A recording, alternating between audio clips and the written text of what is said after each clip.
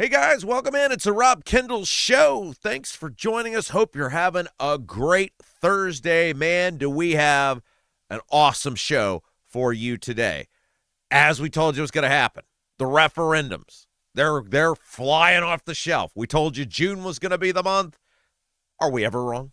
And now these school systems all across the state, as we predicted, putting these school referendums on the ballot for tax increases this fall. And so we'll tell you about some of those coming up in a little bit. Also, fascinating column, James Briggs, Indy Star, today, talking about how data centers, whatever political party can master the messaging, master the policy on the data center, he predicts is going to be the party that will take control of politics in the state, across the country for the future. It's a really interesting article. Obviously, we did that huge piece yesterday, Jason did, on the data center fight in Shelbyville. Look, people are pissed.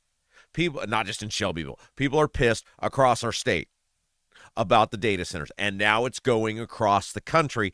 And neither party right now is willing to step up on the side of the people and say, we gotta get some answers here.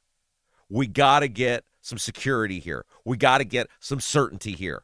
And the party, and the Briggs column is about this, the party that first does that is going to be in a real advantage, because this is the new big issue. And so we'll get into that as well. Trump made some wild comments yesterday on inflation. And I don't know if he meant to make it, and then he made it. It was like, oh, shoot, and then he tried to cover for it. But the cover was even weirder than the thing he said about inflation. So we're going to get to all of that, so much more, on today's program. But we start with, there appears to be, for the first time, almost like a unified voice from suburban politicians saying Marion County violence is out of control. It is impacting their cities. It is impacting their towns. It is impacting their counties, and they're done with it. It is fascinating. This conversation, look, people have known for years, right, that Marion County violence is totally out of control. And it is an issue for leaders of Marion County across the board. It's easy to just go at Mears. It's much bigger than Mears. It's Ryan Mears, the Marion County prosecutor. It's the judges. It's Hogsett. It's all of these guys together that have created this issue in which offenders in Marion County do not fear the justice system. They don't fear getting caught. And if they're caught, they don't fear the ramifications. And you are now seeing this not only bleed, but infect and infest the suburbs. And many of us have talked about this for a while, but finally, the politicians have started to say the quiet part out loud. I mean, it's not really even all that quiet. It's just been quiet to them. Which is, this is now beginning to drain resources of law enforcement, of first responders. It is draining the resources of the court system in these suburban counties. And really, the politician that started all of this was the mayor of Carmel, Sue Finkam, who went off on a violent offender caught in the city of Carmel and started going at the Marion County justice system. And now, this is why when I talk about politicians speaking out, frustration about politicians not speaking out, we're seeing why I say these things, because Sue Finkam, the mayor of Carmel, spoke out, and now you're seeing a lot more politicians speak out. You're seeing a lot more politicians speak up. When one person is bold in a position of authority, it doesn't take much for others to follow. Now, you got to be the person willing to go first, and none of these people want to go first.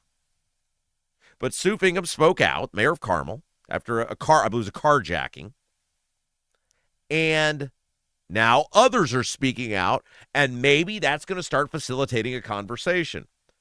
So I want to play you this clip. It's from Loren Delp.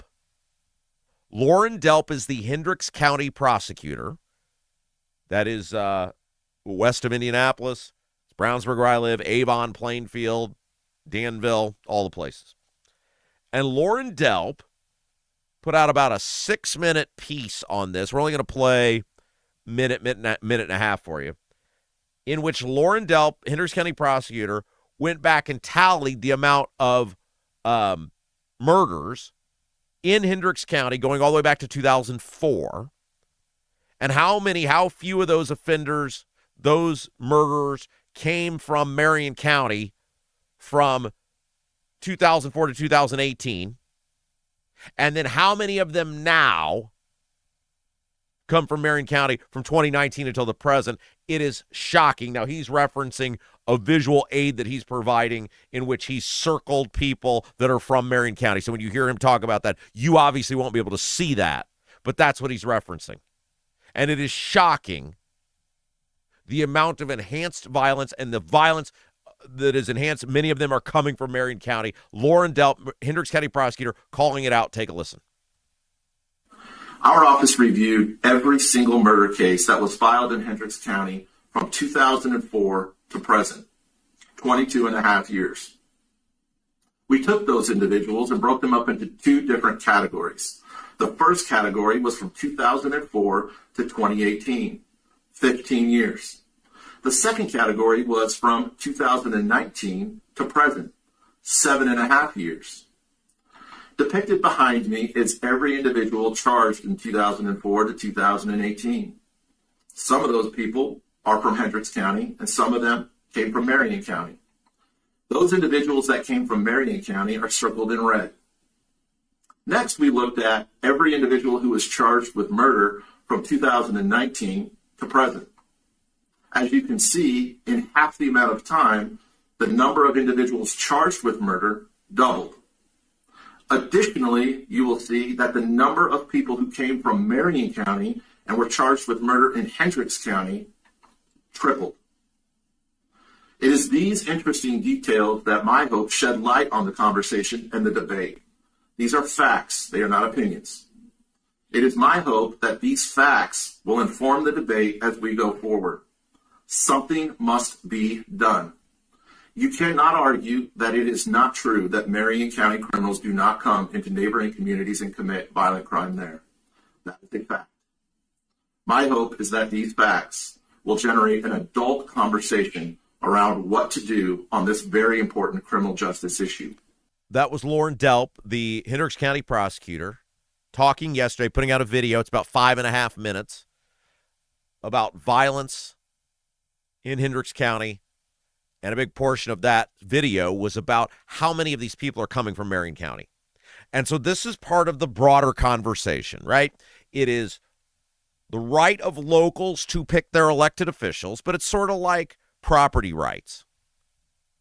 In the case of property rights, your right to do what you want on your property ends when you start affecting mine, like land use, value, etc. Right? My property, I can do what I want. Well, to an extent, right? Like whatever flowers you want to grow, cool. You want to put a shed back there, okay. But when you start doing stuff that impacts the value of my home or the quality of my home or my quality of living, then yeah, the government can step in.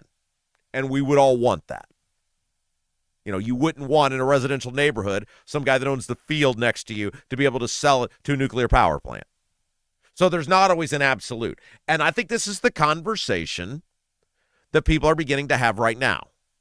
Because for years there has been talk of the Indiana General Assembly, the governor, stepping in and making major changes to government in Marion County.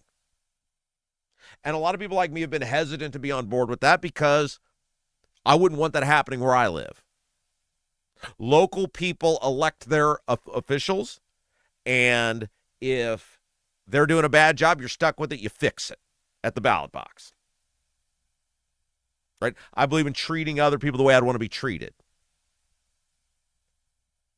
And so I have always been very hesitant to say, well, the state should step in and take control over certain parts of Marion County and how they elect people or how they're governed.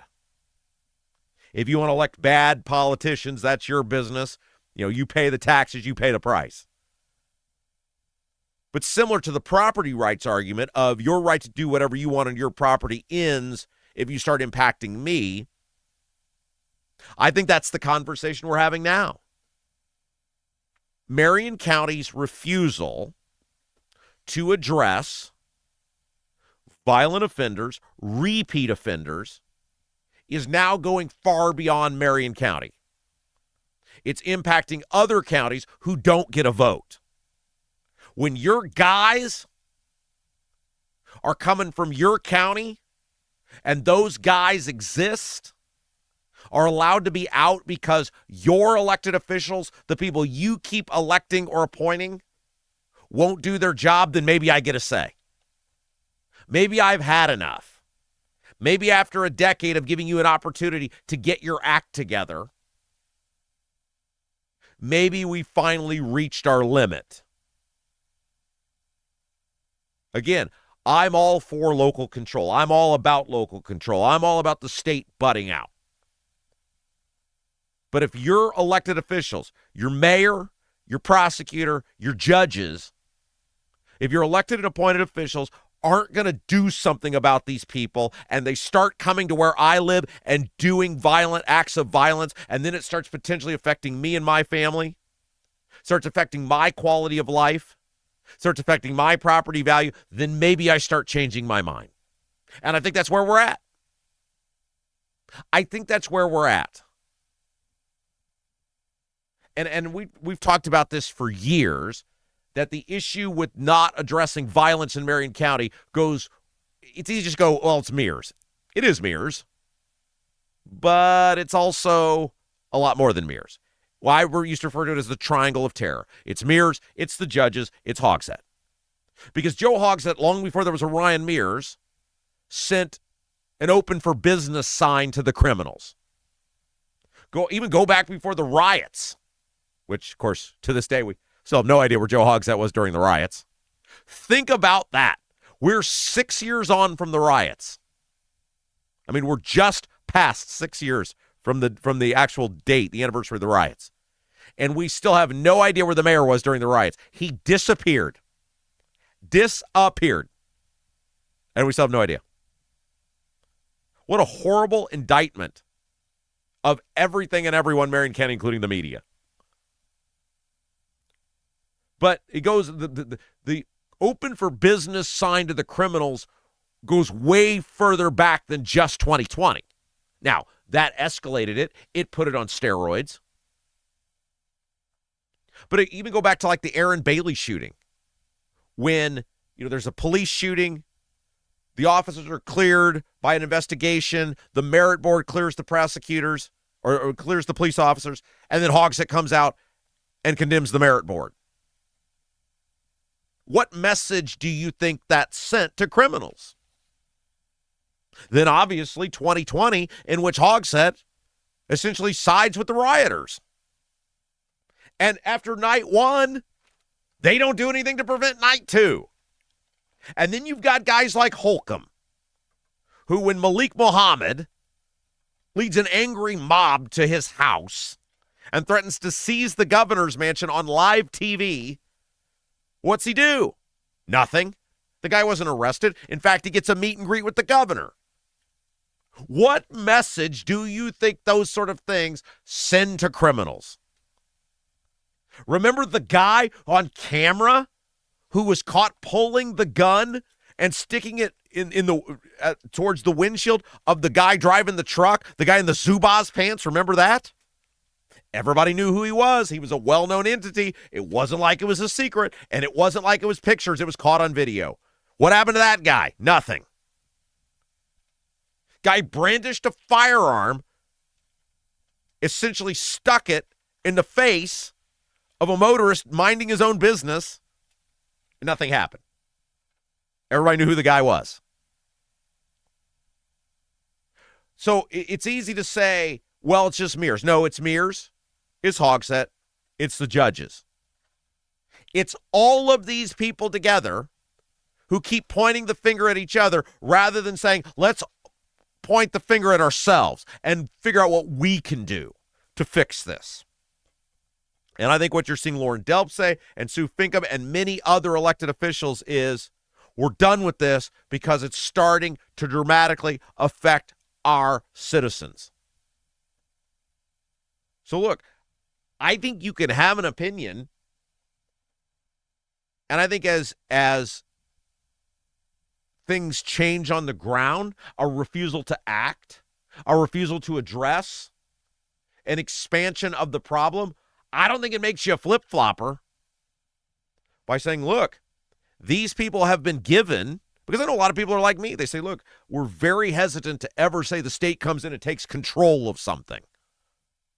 The state takes over something.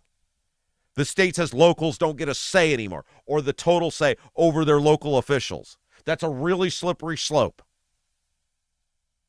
But when you see year after year, decades on now with this, I mean, really since Hogsett became mayor, and it has gotten worse, I think you have a right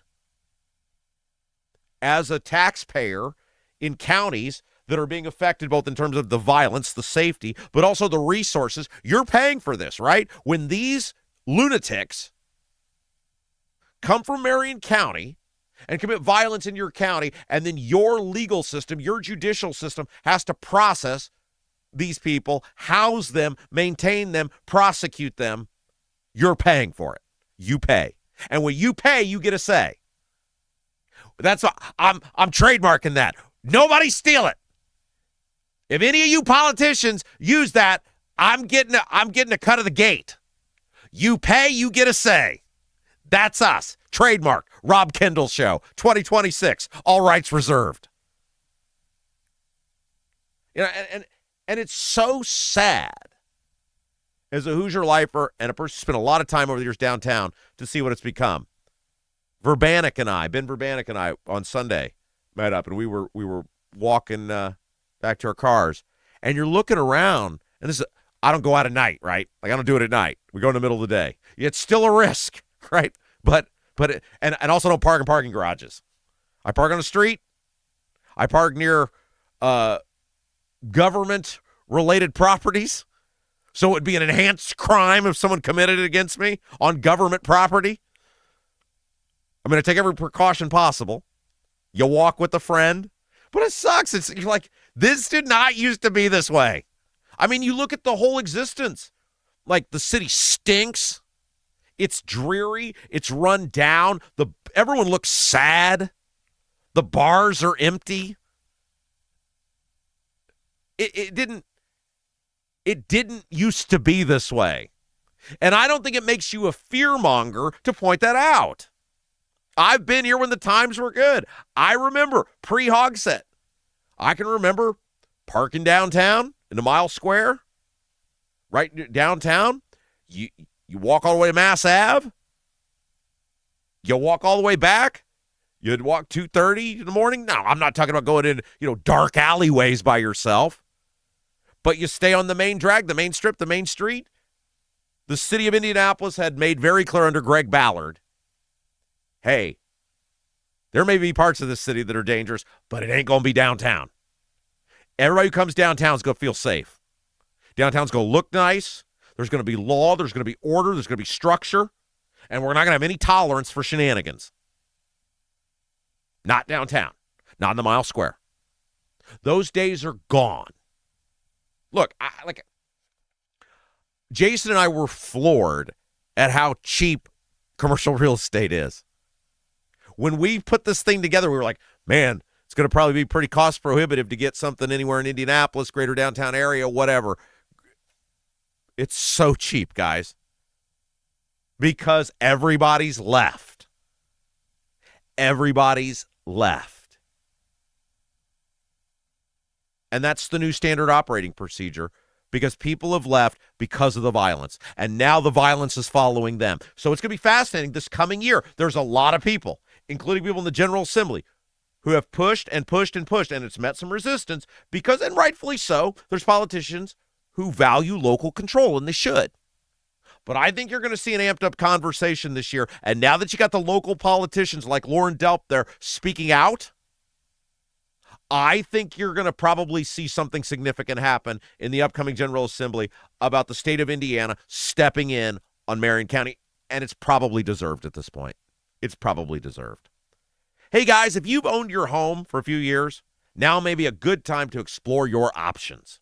Gary Tedrow with Verity Mortgage is a local mortgage advisor helping Central Indiana homeowners refinance to access cash for home improvements, consolidate higher interest debt, or simply review whether a better loan structure is available. Gary believes every homeowner deserves a personalized mortgage review, not a one-size-fits-all solution from a call center. Visit loansbygary.homes. Loansbygary.homes to learn more. Gary Tedrow, Verity Mortgage, NMLS number 179207, equal housing lender. All right, let's take a break.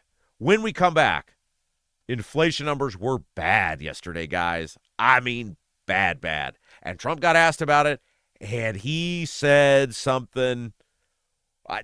You guys are going to have to help me on this, because I know there's a lot of people that no matter what Trump says, they're like, you're the bad guy if you question it.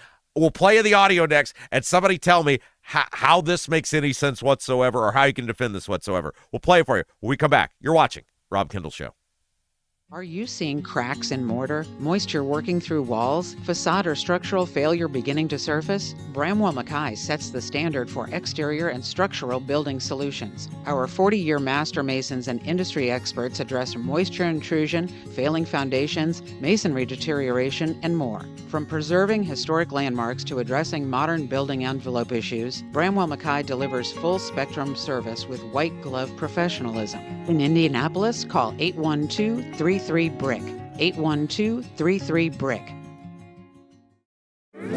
Buying a home or thinking about refinancing? Work with someone local who understands the Central Indiana market. Gary Tedrow with Verity Mortgage helps homebuyers and homeowners explore options for purchasing, refinancing, or even consolidating higher interest debt through their mortgage. Gary's approach is simple, clear advice, and personalized guidance, so you can make confident decisions. Visit loansbygary.homes to learn more or get started today. You've got nothing to lose but dollars on your mortgage payment. So call for a free, no-obligation quote, 317-695-5179.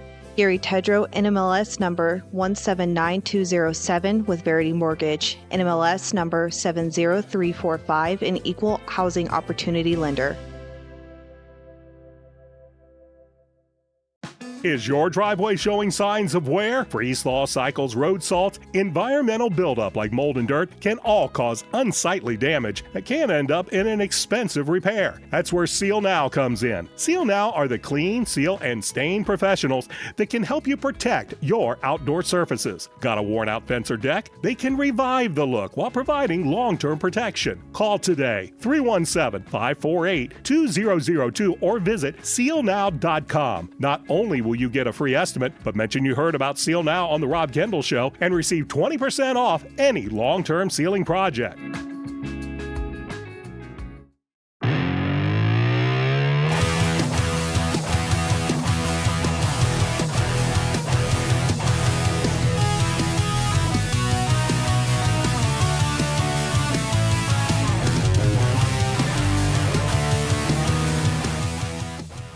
Hey guys, welcome back. It's the Rob Kendall Show. Thanks for joining us. Hope you're having a great...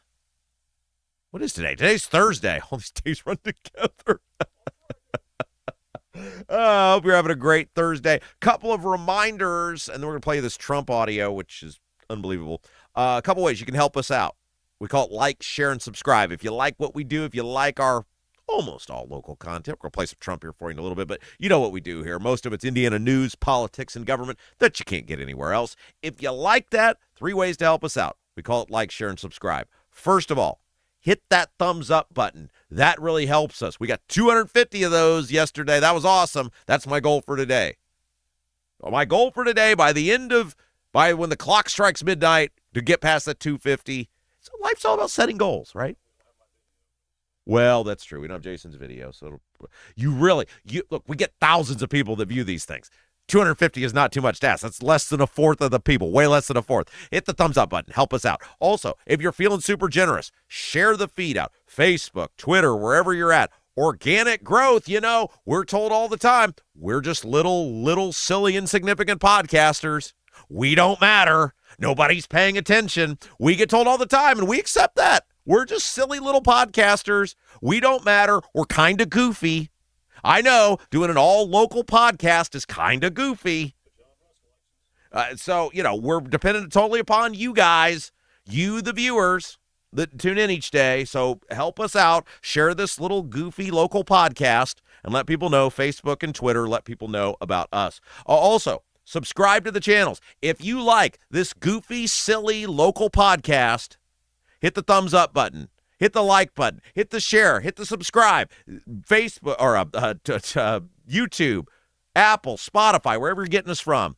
Thank you guys for being a wonderful audience. We love you. You're amazing. We made the commitment when we decided to do this that we were going to be a local podcast and we were going to live in Indiana news, politics, and government.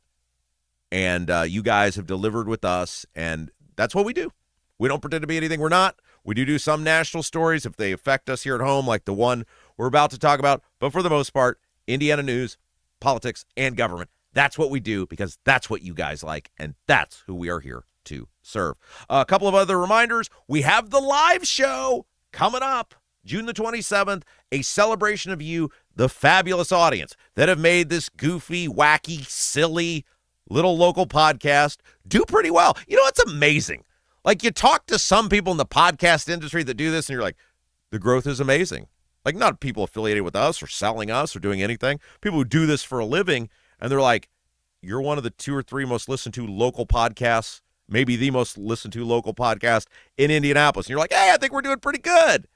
And then you get some people who are like, well, why didn't you go national? Those numbers are laughed at. They're laughable. And it's like, would you guys make up your mind? All I need to know, am I laughable or am I one of the 2 or 3 most listened to local podcasts in the city? Whatever I am, I'll accept it. You guys just got to make up your mind. Live show to celebrate you guys. June the 27th. Mad Hatter Comedy Club, Event Center, Greenwood. Just a fun, small evening together. Some tickets remain. Join us. It's a chance for you guys that have had this YouTube community to get together, to hang out, spend time together. It's going to be a blast. By the way, our friends at Double D's Southern Barbecue in Clayton, they're helping sponsor the live show because you guys have been such awesome customers there. So we'll be telling you about that here in just a little bit, coming days ahead of the show. We've got, about 2 weeks to go now, right? Until the live show. June the 27th, Mad Hatter Comedy Club, Event Center in Greenwood. Get your tickets by heading over to robkendallshow.com. We'd love to meet you, hang out with you, spend some time with us. We'll rock your socks off. It's going to be a fun evening. Speaking of robkendallshow.com, support button. And again, wild, kind of goofy, kind of silly, kind of ridiculous, but hundreds and hundreds of people have given us money, support. RobKendallShow.com, support button up there at the top. Thanks to Jenny, our super fan. She's awesome, who gave generously yesterday at RobKendallShow.com. We appreciate every single one of you guys. We don't pretend to be anything we're not. We don't try to be anything we're not. We just feel an obligation here to touch on stories that you're not going to get anywhere else, to do deep dives on stories that you're not going to get anywhere else. And that's what we committed to do here, to do Indiana news, politics, and government so that communities have voices like what we did yesterday for the people of Shelbyville, who no other media outlet is out there giving them that voice, fighting for them. And that's what we take on here. That's what we think is important. I know, kind of goofy, kind of wacky, kind of silly to say, hey, we're going to fight for people who believe their community is being overtaken by a data center. I know, kind of goofy. Kind of a waste of time, right? But that's what we do here. And so we remain committed to you guys, and that's what we're going to do every single day. Every single day. All right, so the Labor Department came out yesterday with numbers, and they were horrible. They were awful. And like I said, we talk about national stories if they have an impact on us here at home. And this is one of them. The inflation numbers yesterday were awful. The Consumer Price Index found prices were up 4.2% in May over the previous year. It was the first time inflation climbed over 4% since 2023. That is the largest increase, guys, in 3 years. By the way, pick your favorite news outlet. They had a story on this. And we have talked about, basically for a year now, because we're a year and a half into Trump's second term, he will be judged based on how he handles inflation. And for about the past year and a half, it seems like he has done nothing to address inflation. And when I'm critical of Trump, I want him to do well. I voted for Trump. Again. When I'm critical of Trump, it's not because I don't like Trump. It's because I don't feel like he's doing the things necessary for him to succeed. And when in any job, you have an assignment, right? You have a mission in your work that you do. And there's probably other things that your boss wants you to do or wants you to get to.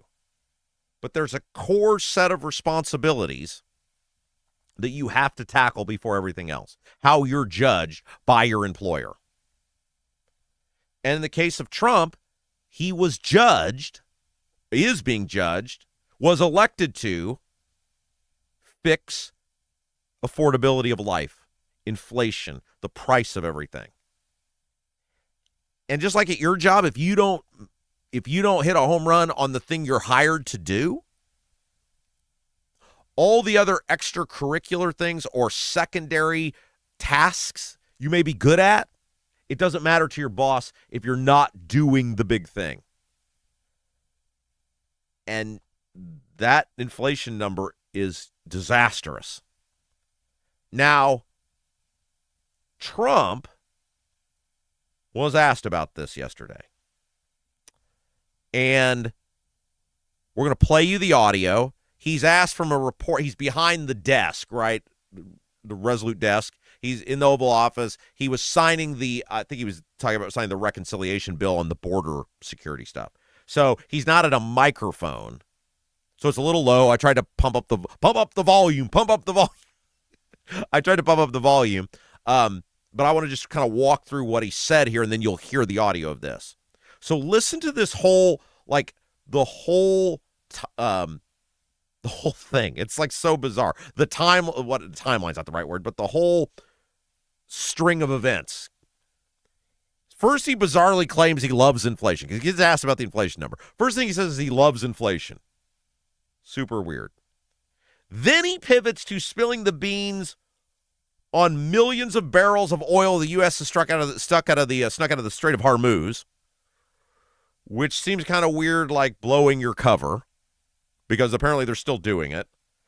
Then he pivots to how great the stock market was, and then he morphs into George W. Bush and claims he knew invading Iran would hurt the economy, but Iran was about to get a nuclear weapon, but offers zero proof whatsoever. Like, this is the string of events of what you're about to hear. This was super weird, guys. Take a listen. You know what I really love? I love this inflation. You know why? Because as soon as this war is over, I can say it now. Something you didn't know. We've been taking out millions of barrels of oil. Nobody knows it. You know who doesn't know about it? Iran, until right now. We took out the other night 22 ships late at night with no lights because they don't have any radar because we blasted the crap out of it. We took out, that's why oil's $85 a barrel. I mean, you take a look. Remember when I did this, I said, look, the one bad thing will be we hit the best economy we've ever hit. And I said to my people, I had Scott, I had Howard, I had Pete, I had all, I had Todd in the room. I said, the one thing we have to do now, we had just hit the highest stock market in history, highest 401ks in history. Everything was going well. And I said, I hate to do this to you guys, but Iran's going to have a nuclear weapon very soon. We have to go and attack. So, all right. So, like I said, our audio here is still a work in progress because, again, we're just a goofy little podcast. So We don't have all the stuff, right? So as I said, that audio was a little off. We did our best to clean it up and get it loud enough for you. Hope that sounded okay for everyone, because we still can't monitor our audio here. Okay, so again, like the reset and all that. He says he loves inflation. Why would you say that? This is one of the problems, and it's not just Trump. It's like all of our politicians. People in life, when someone makes a mistake, they crave someone being willing to admit they're wrong.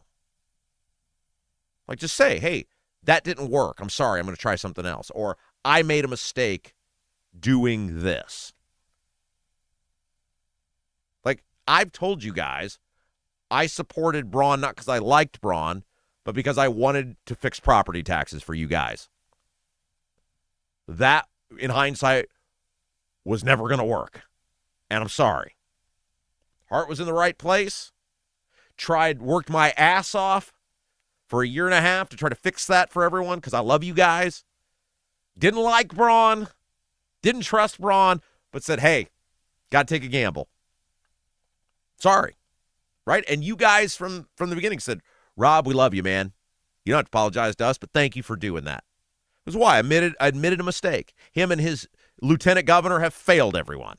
They failed everyone. And we're going to be talking about the referendums here in a little bit. We tried, it failed. Trump has a serious issue because the American public's very forgiving. Like, you want to see the best example of the American public being forgiving? Look at Pete Rose. Pete Rose is like the ultimate example of how forgiving the American public is. Pete Rose bet on baseball, bet on his own team, evaded paying taxes, went to federal prison, lied about it for years, and then finally, after 20 years, only admitted he bet on baseball to sell a book, and the American public was still like, well, Pete, thanks for finally admitting it. You're a good guy, Pete. You should be in the Hall of Fame. Bart Giamatti can go screw himself. Like, the American public craves a comeback story, right? Or they crave people just saying I was wrong and admitting it. And Trump cannot do that. And it's like he gets asked this thing about inflation, and the obvious answer would be, you know what, guys, it's totally out of control. It hasn't gotten any better. I recognize that it's a huge issue for the American people.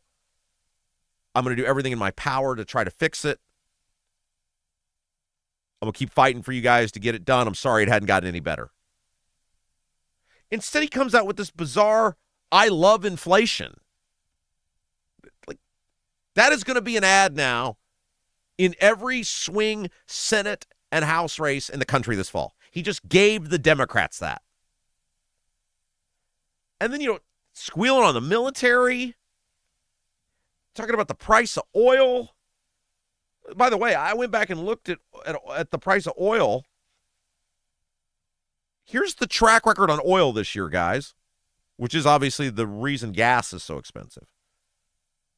The price of oil, May 11th, was $81.63, because he's talking about all of these millions of barrels that the U.S. over the past month has snuck out of the Strait of Hormuz at night.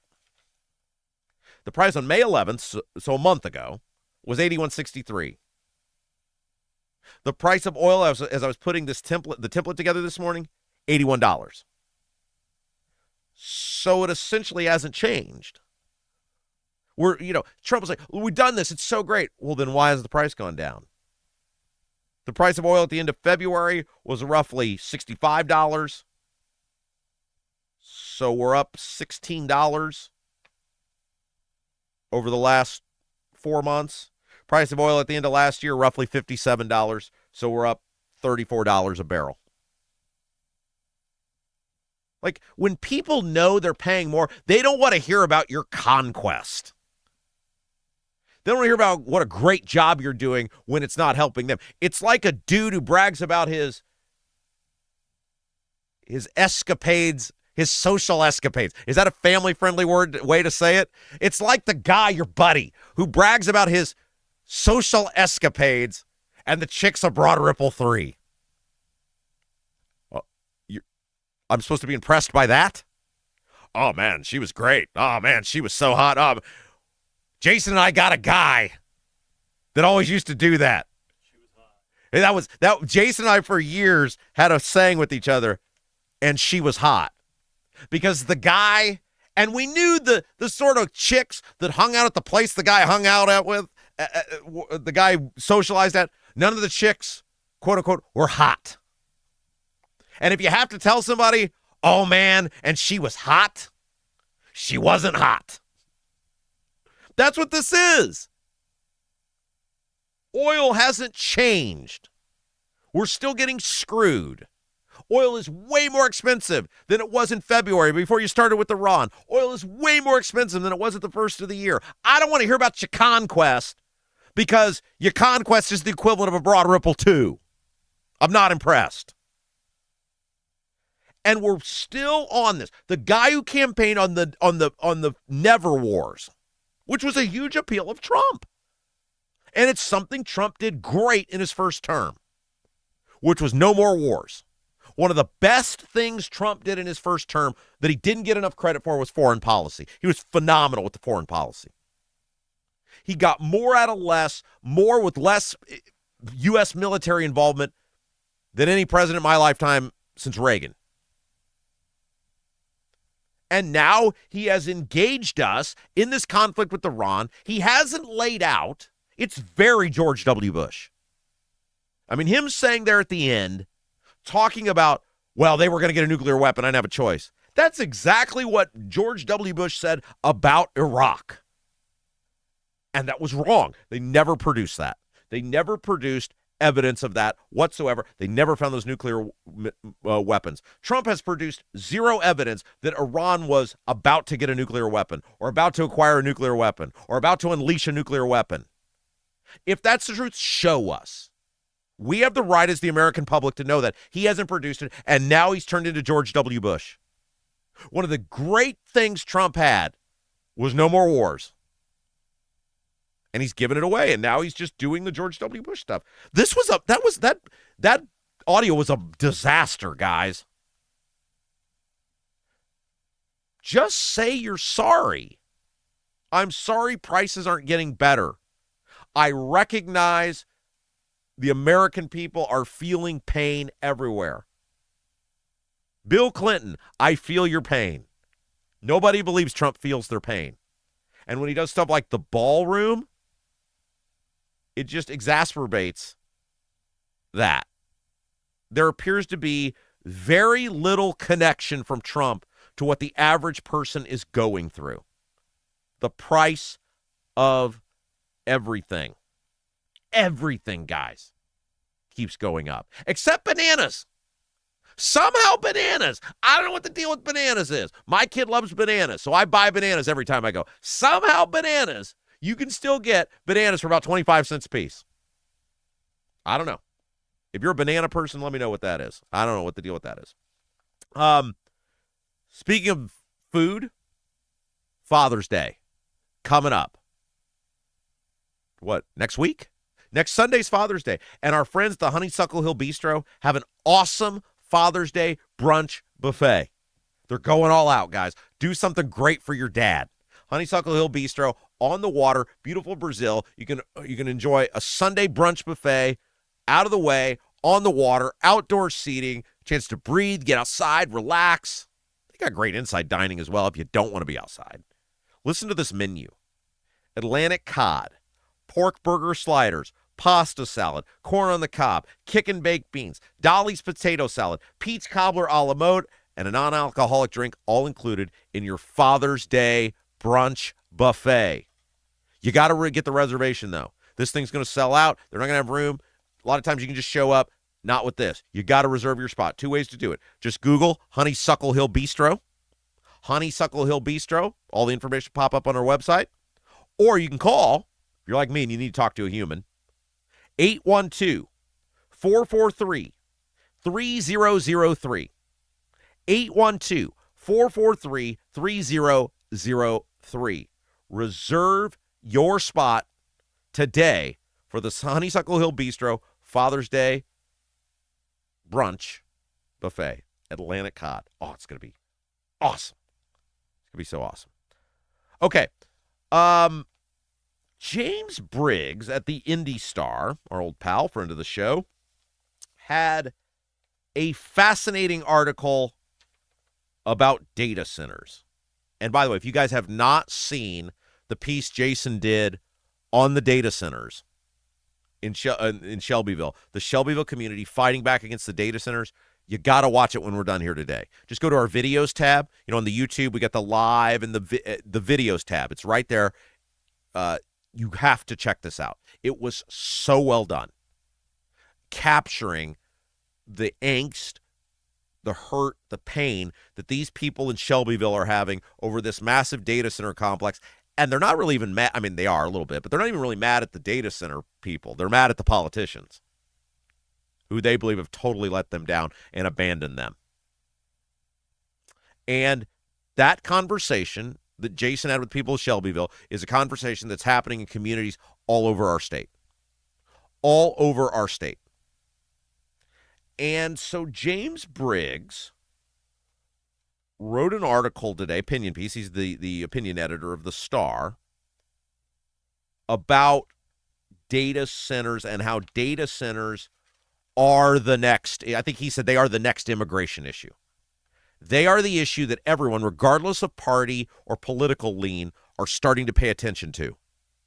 And they're not getting good answers or good policy proposals from either side of the aisle. Either side, Republicans or Democrats.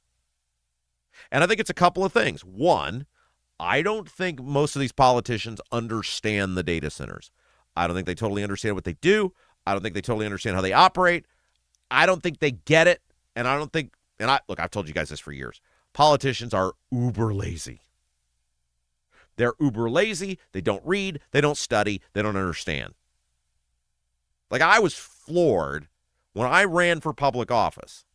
I just immersed myself in stuff. Because I was like, well, that's what you do, right? You want to make change. You have to understand how to do it. And I remember running on the idea, like, it was so obvious to me how easy it would be to actually cut property taxes if you wanted to. And I remember proposing that, and these people who were involved in the town government, they were like, "Puh!" I remember one guy laughing at me going, "How are you going to do that?" I was like, well, it's super simple. Like, boom, boom, boom. No, it's not that easy. No, it is that easy. And the people, when I was running, they're like, he's selling you a line of BS. He can't do that. He won't do that. You know, just because it hasn't been done before doesn't mean it can't be done. And what did we do? First year, boom. Largest municipal property tax rate reduction in the history of the state. And every year we cut the property tax rate. Every year. 18.5% over 4 years. Mission accomplished. George W. Bush. Not because I'm some wizard of smart, though I was on the dean's list at IPUI. But it was because of a read and immerse and understand. Here's how the system works. Why am I so good at defeating referendums or explaining to people how to do projects for schools without referendums? Because I understand the tax system. I understand it because I've read about it, I've learned it. And that should be the job of our politicians on everything. But I guarantee you most of these guys have no idea about these data centers. They don't get what they do. They don't get how they work. They don't understand how they operate. And when you don't understand that you operate from, when you don't understand, you operate from a position of fear. You operate from a position of fear, and you operate from a position then of subserviency when you don't understand. Because when you don't understand, you don't have the faith to have a strong opinion on something. And what you've seen with our politicians is generally subserviency. Subserviency to the state, right? The state throwing these economic development incentives at these data centers. $655 million. The IEDC, the Indiana Economic Development Corporation, came out and reported the other day. The state has given away $655 million in incentives to these data centers. Why? The data centers need us more than we need them. Again, not anti-data center here. Anti-bad policy related to data center or any other thing for that matter. But also anti lack of transparency, anti-lack of accountability, anti-lack of public involvement. And that's true on just about any topic. And so Briggs writes in the Star, because the people aren't getting good public policy on an issue that increasingly, by the day, becomes a number one or a top issue for people across the political spectrum. Briggs writes in the Star that whatever political party figures out the answer to the data center will be the party that controls power in this country for the foreseeable future. I agree. Because there's tentacles to data center. There's the data centers themselves, but as Jason, and that's why, again, that piece Jason did was phenomenal. Every politician should go watch that piece Jason did on the people of Shelbyville and the data center. You want to win an election? Go watch that piece. You want to become a player in politics? Go watch that piece. Those people are giving you the answer on how to win with the data centers. Nobody is stepping up with viable policies on data centers. And in the article, Briggs centers the article around a woman by the name of Elisa Slotkin. She is a U.S. Senator from Michigan. She was the featured speaker at the Democrat convention this past weekend in Indianapolis. And while she was here, she organized a focus group. Now, a lot of people think Slotkin's going to run for president. And that's why she's doing this stuff. She's doing the speaker circuit, going to these places, doing the focus groups, right? That's what you do when you're running for higher office. And so Slotkin held this focus group trying to talk to people like, what are you concerned about? And over again, the data centers came up. By the way, a May Gallup poll showed 71% of Americans, 71% of Americans describe themselves as either very, 48%, or somewhat, 23%, opposed to data centers being built in their area. 71% of the people. And at this event, Slotkin said what I have been telling you guys for a long time. And I told you about this before we started this show. So this would have been a little bit after I left WIBC, but before we started this, I had a long conversation. A very high-profile person in the political communications business in this state reached out to me. And he said, I want to pick your brain on data centers and why things are going the way that they are with the data centers. He's talking about the public outcry, the public pushback, all of this. And we talked about this on the air here multiple times, this conversation. And what I told him is I said, people are fighting because they don't understand. They don't feel included. They don't feel like they're a part of the process, and they don't see the benefit for them and their community. And that's ultimately on the data center and the government collectively. The data centers and the government are not giving the people a voice ahead of the whole thing. When people don't understand, they're always going to be against it. When people don't understand something, they're not going to be for something.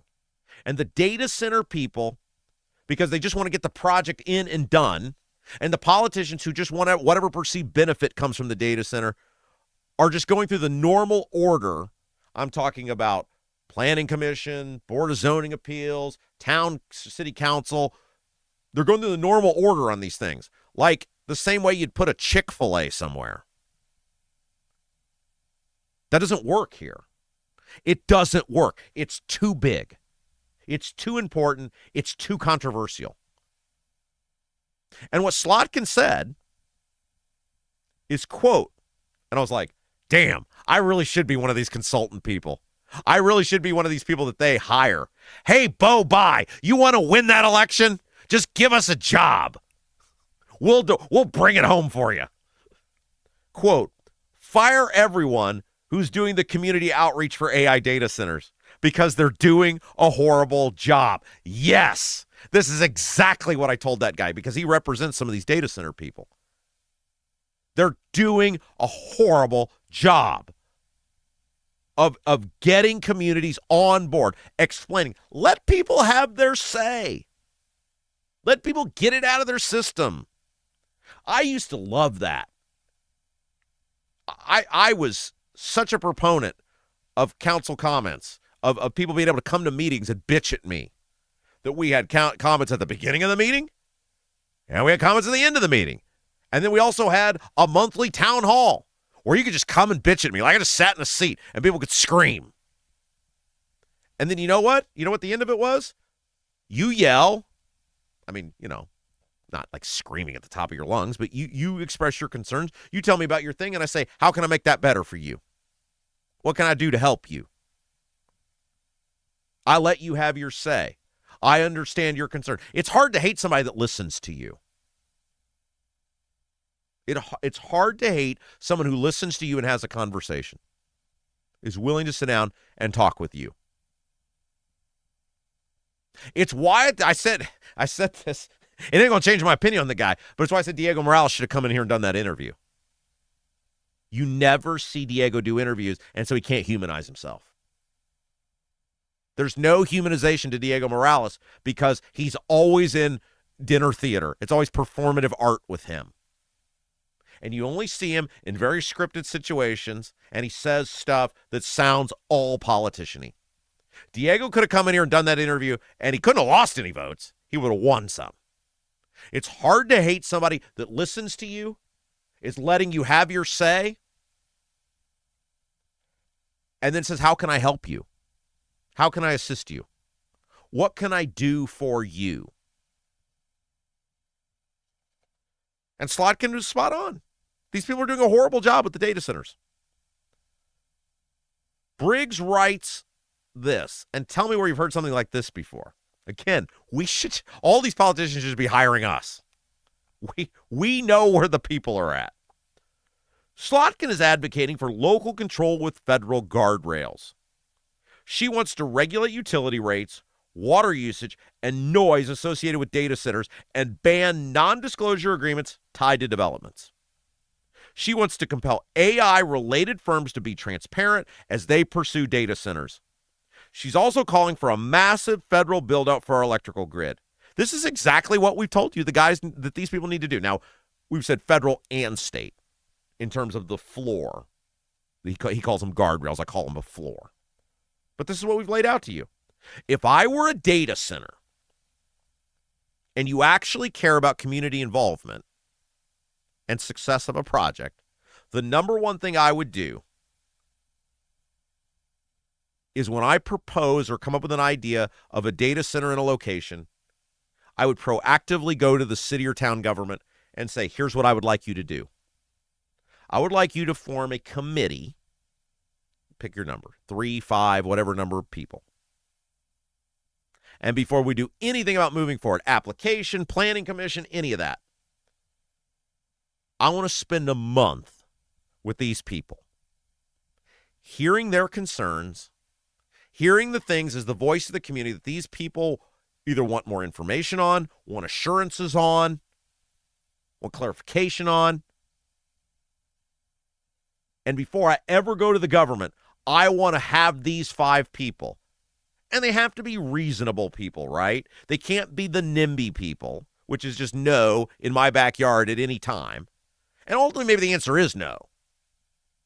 But the answer very well could be yes with these things that make everybody win. And if I were the data center people, that's what I would do. That's what I would do. Let me give you an example of how this works. Let me give you an example, because we're going to talk about referendums here in a little bit. John Rust is going to join us next, by the way. John Rust is on fire over the nuclear family comments made by Braun, and if he really wants to help the nuclear family, what he should be doing. This is very interesting to me. John was super fired up about this. He's going to be with us next. But let me give you an example of how when you get the right people to buy in, everybody can kind of get what they want. Because we're going to talk about referendums here later. One of the only school systems of any significant size that doesn't have or won't be going for a referendum is where I live in Brownsburg. And they have said, we're not going for a referendum this fall. You got Noblesville, you got Southeastern, you got Westfield, Boone County, all these places are going for referendums. The one that's not, and by the way, by a lot of statistical standards, the number one school system in the state, Brownsburg. Let me tell you about what happened. Last fall, one of the school board members, one of the leaders on the school board, and the assistant superintendent called me and said, can we meet? And usually that's not good, right? Can we meet? Well, not in a place without witnesses. But we met. It would have been in early November. And they said, look, we need to figure out a way to absorb the hit of Senate Bill 1, and we don't want to do a referendum.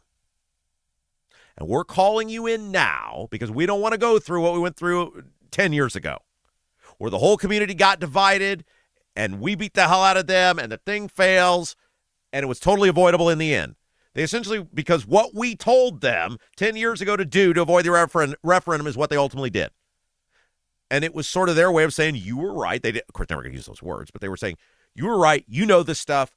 Let's meet and figure out a way that you and me, being the assistant superintendent representing the school corporation, can be on board with a plan that we can move forward with together to avoid a referendum. And we met for about an hour. And I gave them a plan. I said, here is what I would do. Here's what I would support. And a way that you can get what you need without raising taxes on people, and I'll back you 100%. And those guys, to their credit, did it. And they got, because they had a core of people, right? All the people that I represent, all the people that know Rob's never going to let a bag deal for the taxpayers go through. They were able to coalition build on that, and they got what they wanted. And we'll go into a little more detail on that later. And by the way, next week, Brownsburg's going to be with us to talk about that deal. Because these school systems that are doing these referendums, shame on them. They're lazy and they're rotten. And it can be avoided. But my point on that is exactly what the data centers people should be doing. The data center people should be forming that coalition of concerned citizens, involved citizens, influential citizens, say, look, we want to build this data center here. We want to know what your concerns are. We want to address those concerns, and we want to come out in a unified voice on a project that'll benefit us and you. How do we do that? It takes effort. I don't see with the data center people the effort. But they could, it all could be avoided. It all could be avoided. Briggs closes the article by writing, the next political era could belong to those who understand America's fear of AI-related changes. Just like Slotkin's Indianapolis focus group, voters aren't waiting around for politicians. Bingo. Bingo, bingo, bingo. If I were running for governor in 2028, data centers would be at the top of the list for me. Pro-taxpayer data center policies. If I were running for Senate, pro-taxpayer data center policies. State House, states, and all of the things. Those votes are there, man. They are there for the taking, but it's going to take somebody that's going to stand up and say, I'm not being bought off by the data centers. I'm not bending the knee to the data centers. I am accountable to the public. I am accountable to the people. And the person and the party that gets the data centers right is going to be in the driver's seat for years to come. Hey, is your driveway showing signs of wear? You got things like freeze-thaw cycles, you got road salts, environmental buildup, mold, dirt, all that stuff. It can just tear away at your concrete, your driveway, your patio, your deck, your sidewalks, all of those things. They can just get rotted away. That's where Seal Now comes in. They bring your outdoor projects back to life. The clean, seal, and stain professionals. Seal Now. They do more than just concrete, by the way. They do wood, so decks, fences, pergolas. If you got an outdoor structure, they can pretty much make it like new again. Here's what you do. You go to sealnow.com, SEALNOW.com, sealnow.com. And you take a look at other projects that they've done. They got the before and after photos. See if it's something like that you might want done. Then you can just go to sealnow.com. You can book your free estimate, or you can call them. I'm sure they'd love to talk to you. 317-548-2002. 317-548-2002. And you can get a free estimate, Tell them what you want to do. And on top of that, if you mention at 317-548-2002 or sealnow.com that you heard about them on the Rob Kendall Show, you're going to get 20% off, an incredible 20% off any long-term sealing project. Sealnow.com, the clean, seal, and stain professionals. All right, let's take a break. When we come back, John Rust, fabulous sponsor of the third hour. Diego won't tell you who paid for India, but we tell you who paid for our third hour. John Rust will be with us. He has a fascinating take on Braun's proclamation about the nuclear family, and he says if you really wanted to help the nuclear family, here's what you should be doing. We'll play that for you next when we come back. You're watching Rob Kendall Show. Right now, everything's expensive. That includes things you need around the house. If your water heater, water softener, or well pump goes out, or even if your toilet stops working, you could be looking at a major expense. Don't let your next call to a plumber break the bank. Call John at Black Sheep Plumbing. John is a Hoosier lifer who takes pride in and stands behind his work. That's why all basic services and repairs with Black Sheep Plumbing come with a 2-year parts and labor guarantee, with water heaters having a 6-year parts and tank guarantee. Call or text Black Sheep Plumbing for all your needs today and speak directly with John, the owner. 765-315-7558. That's Black Sheep Plumbing at 765-315-7558. Hi, I'm Loren Wilson, Realtor with App Properties. I would love to get to know you. I know that buying and selling a home is a really big deal. You need a plan in place so you can succeed. And that's where I come in. If you are buying, let me help you find that perfect home. And if you are selling, let me help you find that perfect buyer. Look, we're all Rob Kendall Show fans here. That's why I'd love to get to know you. I'm Loren Wilson, Realtor with App Properties, an Army veteran and a Hoosier through and through. Call me at 317-590-2290, 317-590-2290.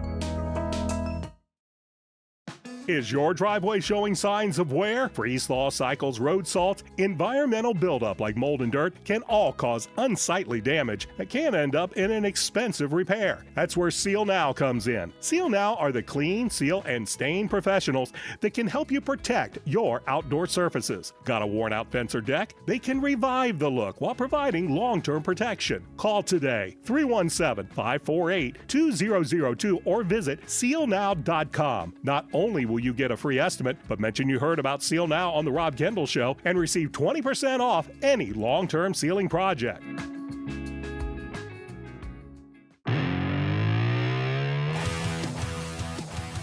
So the governor made his announcement about the nuclear family, but our next guest, you know him, he says, that's not exactly how we make people's lives better. Make them be able to afford a life. Let's get into it. It's Rob Kendall Show. Look who it is.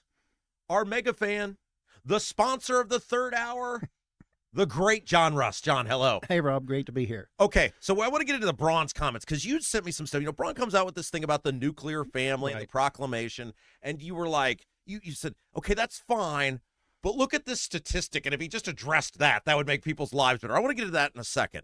But first, the Republican Party, this Secretary of State's race, it is a complete dumpster fire. You experience what a dumpster fire the Republican Party is. You got to be loving this, right? Oh, absolutely. It's hilarious to see, poor David Shelton. It's not hilarious. Poor David Shelton. He should really be the candidate, of Republicans all across state, in my opinion. I think Jamie Rittenauer has some great things to say, but I think David Shelton has the resume for what you would want to be our Indiana Secretary of State. You and I talked about this like offline a little bit. What amazed me was before England gets in, it's Diego, right? You would see people go, well, I know Diego's got some issues, but Shelton is backed by Rust, and I can't possibly stand that. So I'll vote for Scammers Are Us over Rust. I was like, why do these guys hate you so much? Because they know that I can't be bought. Yeah. And they don't want anyone in elected office in Indiana that is not under their thumb. Yeah. And that's purely why they can't stand me and why they're scared of me. I may never run for political office ever. I don't know. Well, but they are anything I do or talk about, they just, run for the exit door screaming and, in terror about whatever I say. I mean, somebody put that out on social media. They were like, I'll be darned if I'll support the guy that is backed by John Rust. I was like, all the stuff Diego's done. Right. And you would rather Diego get back in there than some guy who's actually qualified in Shelton, who would actually do the job because Rust supports him. Well, and they're saying Shelton used to be a Democrat. Ronald Reagan used to be a Democrat. He was a Democrat up until 1962. He ran for governor for California in 1966. So only 4 years before he ran for governor as a Republican, he was a Democrat. And so did our governor. And he voted in all the Democrat primaries. Braun, he voted in all those Democrat primaries. So they just scream about that when you're not under their thumb. Yeah, because they don't have a problem with it. They always talk about big tents until it's guys like you or Shelton who want to run. And then all of a sudden... Who have been paying the bills all along. I have only donated money to the Republican Party my entire life. Never $1 ever to the Democrat Party, ever. And they never said, John, we can't accept your money. You've been too affiliated with the Democrat Party. They never said, no, we can't take your dirty money. No, but once I decided to run, oh no, you can't run. Yeah. You're not one of us. You're not a part of the establishment. Is that why? Because if they'd have said, hey, Diego is corrupt, we admit it, which they didn't use the words, but they have now admitted it. They use words like too many scandals or whatever. If they'd have said, hey, we gotta get rid of Diego, we gotta go with Shelton, I wouldn't have had much of a problem with it, because at least you're acknowledging we gotta get somebody competent in there. But they can't do that. They gotta have some hand-picked guy in England come in there. They have to have someone that's under their thumb. And what they don't like about David Shelton is he's announced he just wants to be Secretary of State. He doesn't want to use it as a stepping stone. He wants to be a competent administrator, which is what that job should be. Before we talk about the foreclosure rate in Indiana and affordability of living in Indiana, which I know you really wanted to get into, let's talk about the convention. You are greeting everyone as they come to Fort Wayne. You said, look, there's all these digital billboards there. Yes, we have 17 digital billboards across What's the city. your billboard going to say? It's going to say, welcome GOP delegates to Fort Wayne. And is it going to be you, like a picture of you? Yeah, it's a picture of me in one of my cornfields. Oh, I love that. It's the greatest troll move ever, because that's Banks country. How do you come up with stuff like that? Are you like, hey, it'd be great? Billboards. Bam. Well, I like billboards because billboards, I shouldn't be giving out my secrets, but billboards reach people who are working for a living, and that's me. Right. They're out, you're going to a job and you're going to see the billboard because you're going to work. Right. Okay, but you're also letting us have a little space on a couple of these. Absolutely. We're putting on the same boards. We said yesterday at the air, I said, I don't know what the third circle of hell would look like for Banks, but it'd probably be greeted by John Rust and Rob Kendall, and that's what he's going to see over the weekend. Blinking over and over and over. Bam, bam, bam. Hey, a question for you, because you're obviously a great business guy, and you've done very well in business. Do you watch Ballard and you're like, all right, if this guy can get on the ballot and get the 10%, and there's a new party, I've always said, I think, like, and I thought this about the libertarians for years, if you had ballot access with your resources, you could do incredible damage to the Republican Party and probably even win the darn thing. Is there even a party like, maybe that Lincoln Party is the place for me? My goal in all this is to make the Indiana Republican Party a conservative party again. It is absolutely not a conservative party today. It is the party of state government, and that's a big difference. It is not economically conservative whatsoever. It just floors me that they're proposing tolls for every mile of Indiana interstates. That's ridiculous. That should not be a Republican talking point. That's a Democrat thing, is to go out and tax people for everything. But instead, the Republican Party, they just look for ways to tax you more and more. Local income taxes, wheel taxes. We have the second highest sales tax in the country. I want to ask you about, I want to ask you about the Bears first. Let's just say you were the governor. Would you cut that deal with the Bears? What would you do? I would welcome them, but I'm not going to pay them to come here. And if they are coming here and it's under the Hoosier taxpayer dollar dime, it should be renamed the Hoosier Bears. Yeah, not the Chicago Bears. They're going to let them be the Chicago Bears. Why are Indiana taxpayers going to be forced to subsidize the Chicago Bears? Yeah. Do you think Do you think they ever thought they were going to come? They're like, we'll just throw this deal out there, and then when we don't get them, we're like, we tried. Or I'll believe it when I see it. Yeah. I think it's all just negotiation by the owners of the Chicago Bears to get more out of Illinois. So we'll see where this goes. Okay, so the real reason I wanted you here, John Rust is our guest, and by the way, the Secretary of State will not disclose who pays for his foreign trips, but we will disclose you sponsor our third hour of this program. You had texted me because Braun came out last week. June is Pride Month, right? And my thing on the Pride Month is everybody live their own lives. I don't hold it against you. I don't celebrate it for you. You live your life. I'll live mine. We have points of commonality. We hang out together, but I don't want to celebrate you. I'm not going to be against you, right? But they shove it down our throats. On both sides. You're right. So this is my question to you is, and you've been open about this.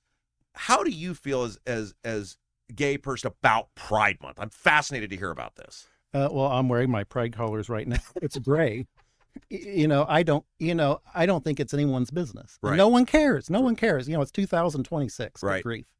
So, and I care that government is treating me equally. That's all. It's not anyone else's business what I do, and I don't expect any. Your opinion is what it is. It shouldn't be forced. Whatever I am shouldn't be forced on anyone else. So then Braun comes out with this nuclear family proclamation, which, and this is what I said on the air, I think it's a response to the Pride Month. People get mad about it. I think there is merit to saying, hey, a mother and a father are the birth parents, or an ideal setting for a kid. But I'm curious, does it alienate more people than it brings in? What do you think the nuclear family pronunciation does? Well, I think the nuclear family, number one, should have a home. And we don't have that in Indiana. Indiana is number one in home foreclosures in the United States, number one. Indiana has twice the rate of home foreclosures than any other state. Do you have an idea why that is? It's because we're taxed so much. It's because of the property taxes. Is that it? Yeah. The tax assessment is grotesquely unfair on how it is unequally treated. When you buy your house, that is an unrealized gain if it goes up in value. I think that's wrong to tax unrealized gains.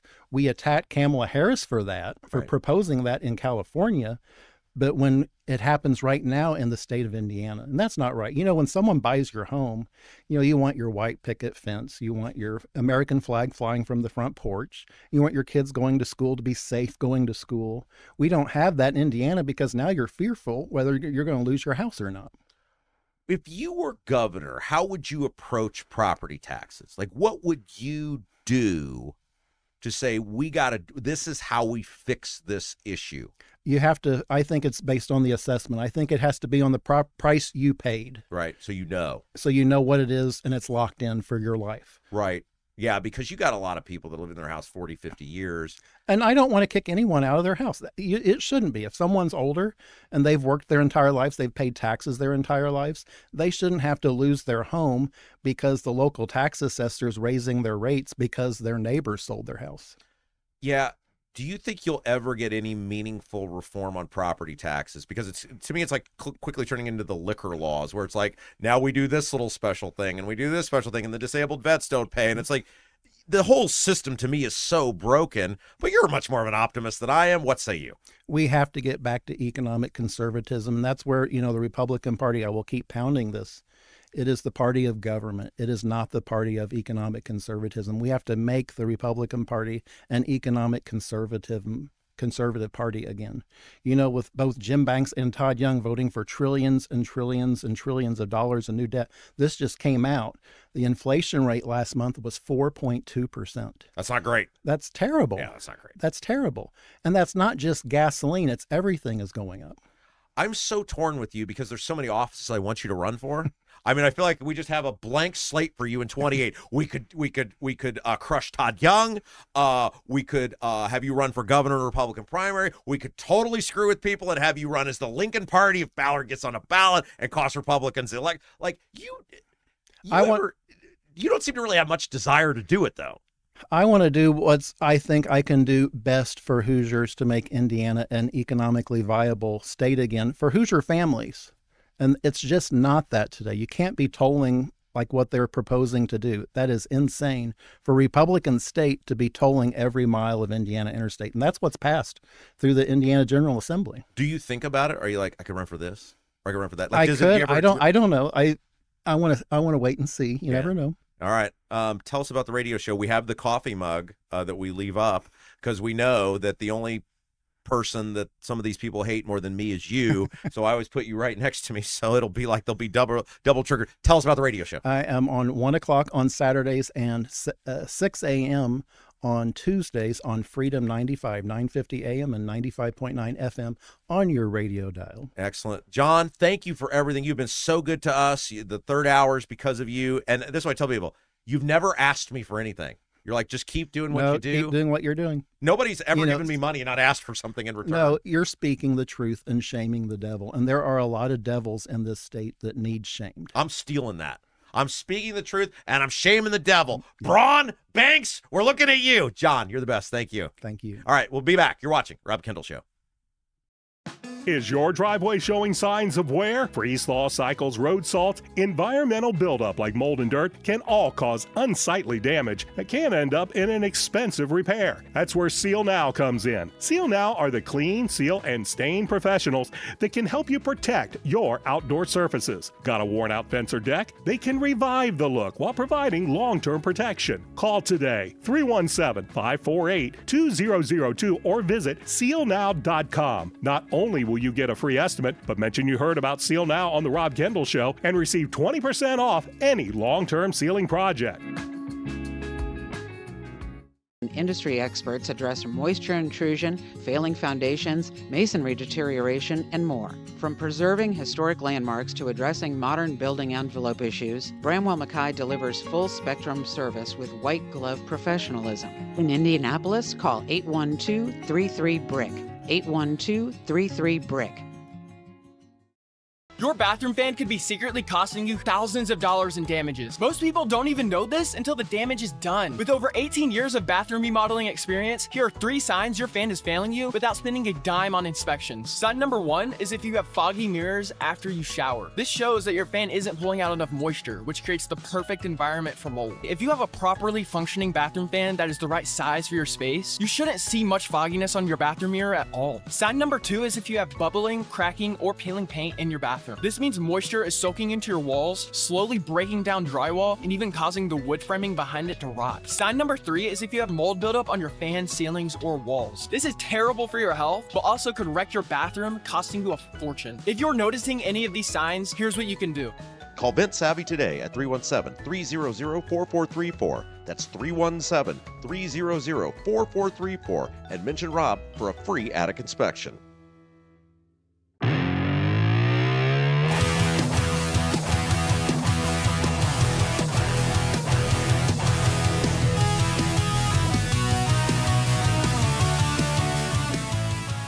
Hey guys, welcome back. It's the Rob Kendall Show. Thanks for joining us. We're halfway home today. Appreciate you sticking around with us. Coming up here in just a moment, one of the people I think is one of the greatest Hoosiers who ever lived, a Mount Rushmore of all-time Hoosiers. Yes, producer Jason, you're on that list too, but this is not you. He's getting a statue. I think this is really cool. Can't wait to tell you guys about it. But first, selling your home is a massive transition. And I get it. It can feel overwhelming. That's why you got to trust our girl, Loren Wilson, realtor with At Properties. Loren is local. She's a Hoosier lifer, and she's a military vet. She'd love to get to work for you. Selling a home, buying a home, all about planning. All about having a plan in place, sticking to that plan. That's where Loren Wilson comes in. Get started today. Sit down. Figure out, one, what you can get for your house. That's one of the things Loren loves to do. Just sit down, take a look at your house, give you a realistic expectation of what you can get for it, and then what's available for your price range going forward. Do you even want to make the move? You don't know until you talk to a professional. Call Loren Wilson, realtor with At Properties. 317-590-2290. 317-590-2290. Just a reminder as well, guys, if you haven't done so yet, please hit that little thumbs up button. Like our feed. Don't wait. Do it today. Do it right now. Really helps us out. Helps us grow out throughout the course of the show as well. So give us that thumbs up. Let us know you like the program. Share the feed out if you're feeling generous. Facebook, Twitter, whatever you got. And, of course, last but certainly not least, subscribe to the channel if you haven't yet. We call it like, we call it share, we call it subscribe. All right. I have said for many, many years that I think Ryan White is one of the most important people who ever lived in the history of the state of Indiana. And I think when we talk about the Mount Rushmore of Hoosiers, I think he's certainly in the conversation. When you talk about people whose lives had a positive impact on others, it's pretty tough to come up with someone who affected more people in a positive fashion than Ryan White. And now, Ryan White, and we'll talk a little bit about Ryan White here in just a moment. You guys know who are longtime listeners, you know, like once or twice a year, Ryan White's name comes up on whatever media outlet I'm on, and I just love to talk about Ryan White. I think he's just so important. I think he's so courageous. I've thought this since I was a kid. I remember the first time I ever learned about Ryan White. I remember coming home from school, watching it was on Lifetime. It had aired on network television. There was a made-for-TV movie about Ryan White. And I remember watching that. This would have been after he passed away. It would have been in the early 90s. And as a little kid thinking, wow, that poor kid. Wow, that's awesome what he did. And ever since, I've just had great affinity for Ryan White and the impact that he has had on people, and that has only grown over time.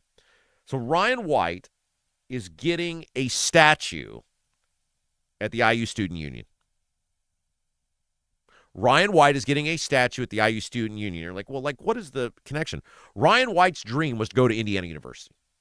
Obviously, Ryan White passed away right before he graduated high school, but his dream was to attend IU. And he is now getting a statue at the IU Student Union, and it's put forward by the IU School of Public Health, Bloomington, and Rural Center for AIDS and STD Prevention. The statue is being funded by privately acquired dollars, most notably Elton John. Now, Elton John and Ryan White became very good friends. Elton John played at Ryan White's funeral, and Elton John gave a large amount of money to make this statue. IU students, through various charitable endeavors, raised money for it as well. And one of the cool things so this statue, it's Ryan White. He's got his trademark denim jacket on. He's got an IU backpack. And in this statue, this is so cool, they built a slot where people who come to the statue can exchange notes of encouragement. It's like you can leave a note, you can acquire a note. I think that's great. And I think Ryan White would have loved this. So they had the unveiling.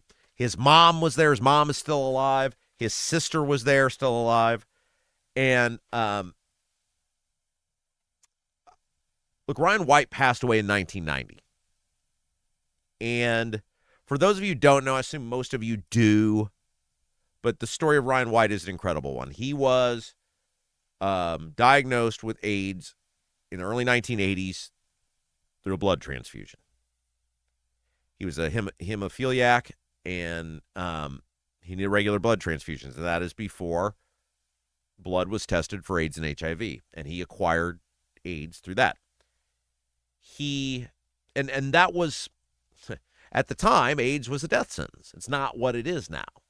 There's many, many people who live very healthy, productive lives who get diagnosed with AIDS and HIV. And a big part of that is because of the awareness that Ryan White was able to raise. But when Ryan White acquired AIDS in the early 1980s, it was new. There wasn't a lot known about it. It was a death sentence. And Ryan White far exceeded the life expectation that the doctors gave him. He lived like 6 years, close to 6 years. He was not given very long. And Ryan White courageously made the choice that he was not going to hide from his disease. He was not going to live his life in seclusion. He was not going to slink away. He was going to try to live each day to the best of his ability and get the most out of it, and that included living as normal a life as he could with the time that he had. And Ryan made a decision that he was going to try to continue to go to public school. And not out of bigotry, but out of the unknown, Like, we know so much about AIDS and HIV now. We know that if you're around a person with AIDS and HIV, unless you're engaged in very specific behaviors, you're not going to get it. We know it's totally safe to be in a room, sit at a table with, touch people that have AIDS and HIV. We know that now. People didn't know that back then. And even though medical professionals kind of knew it, the public, parents were like, nope, not doing it. People pulled their kids out of school. Ryan White was from Kokomo. Pulled their kids out of school, said horrible things about him, demanded that he not go to school. And to Ryan White's credit, he got the information from the doctors that he was not of a danger to anyone, all of these things, and he kept going. He kept enduring. He was not going to be bullied or badmouthed or belittled out of living his life. And through these horrible bouts of illness that came with AIDS and HIV without the treatments that we have today, he kept pursuing being a normal teenager. Ultimately, his family, the protests at Kokomo became too much. They moved to Cicero. Hamilton Heights was a much more open environment, much more welcoming, and he was able to live a much more normal life there. And through these struggles that he endured, he got a lot of national attention. He did TV interviews. He met with celebrities, Michael Jackson, Elton John, who we just mentioned, Donald Trump. And I forgot to do it, and I'm sorry. When I interviewed Trump,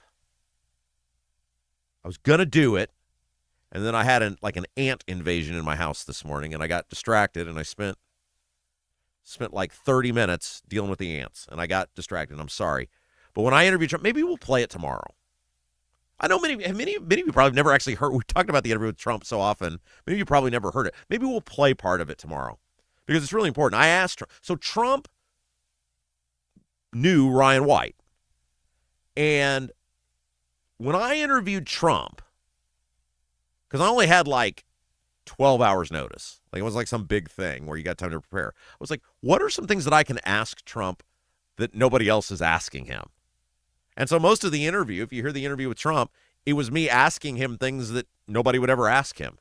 It's like at the time, whatever the big issues were of the day, right? Like, am I going to ask him about Ted Cruz again? You know, I'm going to ask him about Crooked Hillary. We've heard all that, right? And I asked him because Michael Jackson was living in Trump's tower. And so Trump became associates. I don't think friends is the right word. Became associates with Michael Jackson.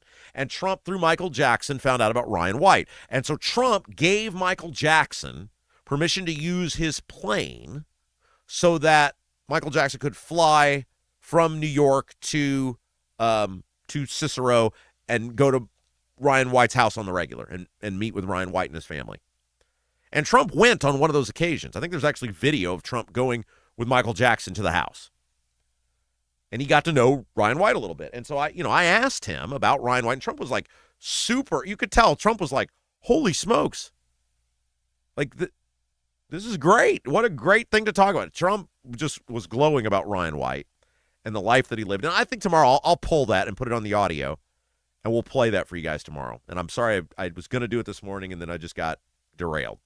But anyway, and one of the things, because of Ryan White's celebrity that he obtained and the grace and the courage with which he handled his disease, was he began to be able to raise money and awareness for AIDS and HIV.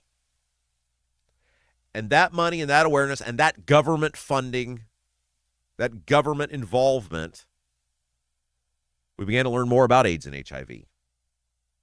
How it can be contracted, how it can be spread, how to treat it. And we're to the point now with AIDS and HIV, not to try and diminish the seriousness of it. Lots of people live entire lives with it. A lot more people than not are Magic Johnson now these days. And that's in a big part because Ryan White and the courage he showed at a time. I mean, you think about a guy like a Freddie Mercury, and I know I mentioned this before. Freddie Mercury could have been a great ambassador for AIDS and HIV. But he hid it. He was embarrassed by it. He didn't He didn't want to discuss it. He was an incredibly private person anyway, not even related to that. He didn't want to be out about it. Lots of celebrities have acquired AIDS and HIV, and they didn't talk about it publicly. They didn't announce it publicly. And they could have helped. And Ryan White said, I'll be that person. And so if the idea of a Mount Rushmore of Hoosiers, the greatest Hoosiers, helping others should be a big part of that, right? You think about people you might put on the list, people who are great ambassadors for our state, great representatives of our state, helped their fellow citizens. I would put Ryan White up against just about anybody. And so I am so thrilled for him. I'm so thrilled for him that he is able, 36 years after his passing, to get this recognition, this award. I hope if you're in the Bloomington area, you get a chance to visit it. And I just think it's awesome that they've got that notes of encouragement thing there where people can leave notes and take notes, and Ryan would have loved that, and so that's awesome. So thank you to the IU, people of IU, the students who raise money, Elton John. That's great. That's great that the Ryan White legacy lives on. Hey, guys, you got a leaky chimney, water in your basement, cracks around the exterior of your home? Bramwell Mackay Property Services and Consultants is your authority for chimney repair, tuck pointing, foundation repair, crawl space to basement conversions, basement waterproofing, and more. Bramwell Mackay doesn't offer quick patches. Their team of 40-year master masons and industry experts address the root cause and provide solutions that last lifetimes. Your home is one of your biggest investments. Treat it that way. Bramwell Mackay, BRAMWELLMCKAY, BramwellMackay.com, your masonry, foundation, and chimney specialists. Okay. Let's take a break.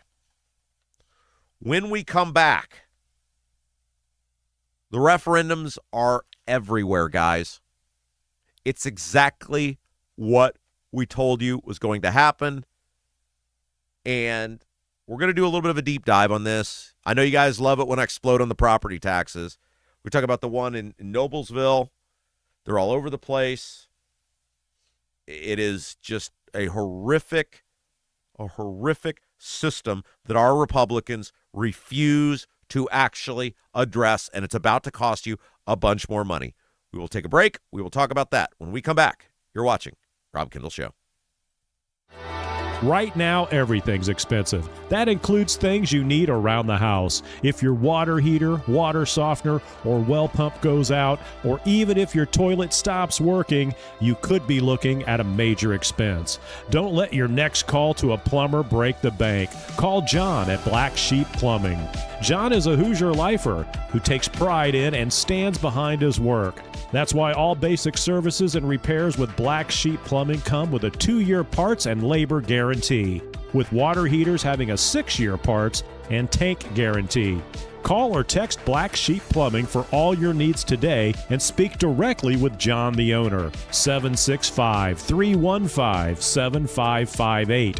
That's Black Sheep Plumbing at 765-315-7558. Hi, I'm Loren Wilson, Realtor with App Properties. I would love to get to know you. I know that buying and selling a home is a really big deal. You need a plan in place so you can succeed. And that's where I come in. If you are buying, let me help you find that perfect home. And if you are selling, let me help you find that perfect buyer. Look, we're all Rob Kendall Show fans here. That's why I'd love to get to know you. I'm Loren Wilson, Realtor with App Properties, an Army veteran and a Hoosier through and through. Call me at 317-590-2290, 317-590-2290.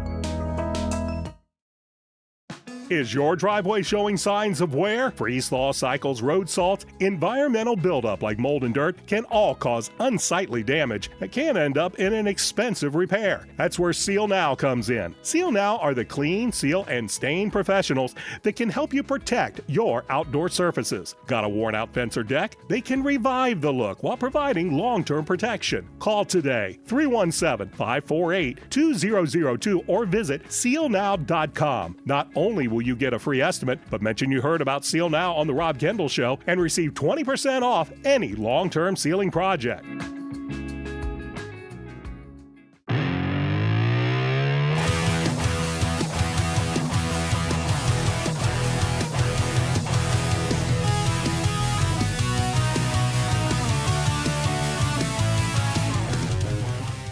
Hey, guys, welcome back. It is the Rob Kendall Show. Thanks so much for joining us. We're talking about these referendums here in a moment. They're like, this was so obvious this was going to happen. There's no way the General Assembly did not design for this to happen. So we'll talk about that in just a moment. But first, a couple of housekeeping reminders. Number one, give us that little thumbs up if you haven't yet. If you're watching us on YouTube, live, on demand, wherever, give us that little thumbs up. It really helps us grow the program. Speaking of programming, State House happenings posted this morning. When you get done with us today, if you're like, man, 3 hours of Rob Kendall, I need more of that in my life.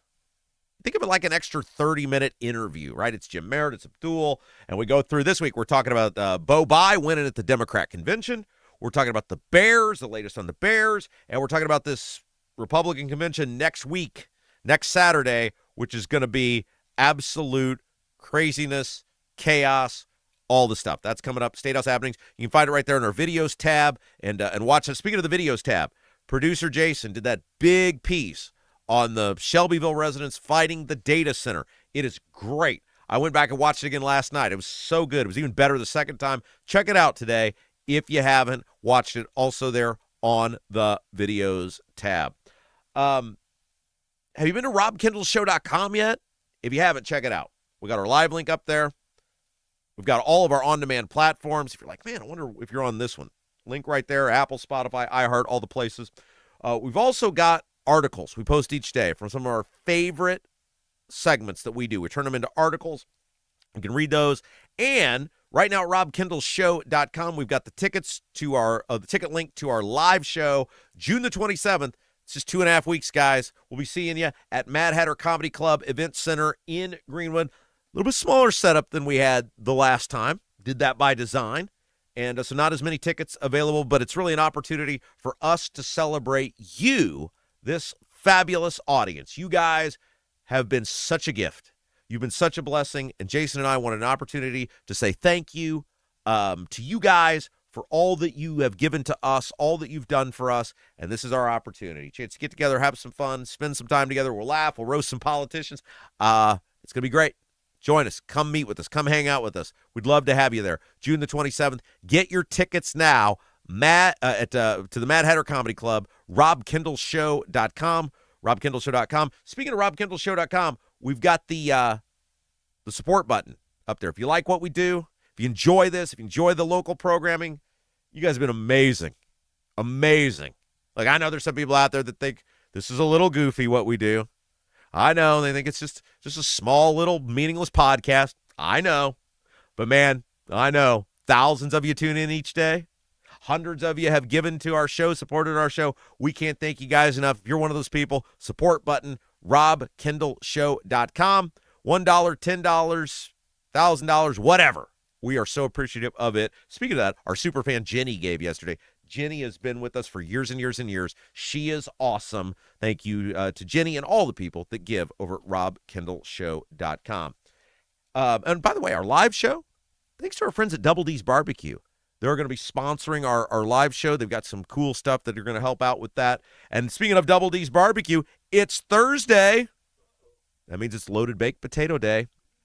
Our guy, Ken Eagold, superfan Ken Eagold, he went out there last week. He was like, dude, the potato was so big I couldn't eat all of it. So I had to cut it in half and take half of it home. My guy I went with, he couldn't eat all of his either. Double D's Barbecue. Double D's Southern Barbecue in Clayton, right on 40. Owners, Tina, Dennis, Duncan, their son Garrett. It's a family business. And one of the things you guys, many of you have been, and I was talking with Tina yesterday about this, what blew me away about Double D's is, yeah, you guys, when you go, you'll tell me, hey, Rob, I went. It was great. The food's awesome. It's the service. So many of you guys have talked about how great the service is, and that's because they're a locally owned business. They're not screwing around on the food either, guys. They've been best ribs at Rib Fest in Hendricks County. They've been best sauce at Rib Fest in Hendricks County. By the way, speaking of Rib Fest, Double D's is going to be at Rib Fest in Hendricks County again this year. One of the reasons they're sponsoring our show, the live show, is because they can't attend. They want to attend. They're going to be, it's the same day as our show. Rib Fest, Hendricks County, June the 20th in Danville. Double D's. We love them, man. They are just great. They've been great partners with our program. Head out there and see them today. Support those who support our show. Right there on 40 near 39. Get the full menu. Ribs, brisket, more. Loaded baked potato day, Thursday. DDBBQ317.com. DDBBQ317.com. All right. I hate this segment we're about to do, but it's necessary. And I think it's frustrating because it all could have been avoided. This is done by design. Like, if you look at the history of our state under Republican leadership, it is the state doing things that they know will force locals to raise taxes. Let's go back at the time machine. The criminal reform bill. In 2013, 2014, this was going on when I was working in the State House, so I think that's the time frame. The state of Indiana said, we got a major problem with our prison population. We got too many people. We don't have enough room for them. We got to figure out what to do about prison. And people were hopeful at the time. They said, well, you got a lot of people for harmless drug crimes in there. I'm not talking about like heroin users. I'm talking like people who like to smoke marijuana. You got some nonviolent offenders in there that maybe we ought to just like change our laws, right? Like maybe we ought to do that and just not put these people into prison, period. No. We're not going to do that. And what they did was they didn't change the crimes, really, or the things people have to go to jail for. They just said, we as the state, not dealing with them anymore. Counties, they're your problem. And the counties were like, well, who's going to pay for that? And the state was like, you are. And the state was like, where would we put these people? Well, you better figure that one out, because I'm just interested as a state rep or a state senator sending you my mailer saying how I, quote unquote, cut your taxes or streamlined your government. And the state does this all the time. And so what the counties, and almost every county has done this now, certainly of any size, they passed what they call LOIT, local option income tax. County you live in, good chance they got to low it, good chance it went to the jail, to expand the jail, build the jail, whatever. And that's where these nonviolent offenders went to, was to the county jail.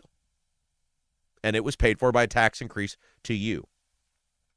And when you look at the property tax bill that passed last year, and this was the exact thing I said to the governor in what I have now dubbed the Last Supper. The last time the governor and I were in a room together, it was at state party headquarters. It was right before he went out and announced that he had signed on to that deal on the property tax bill.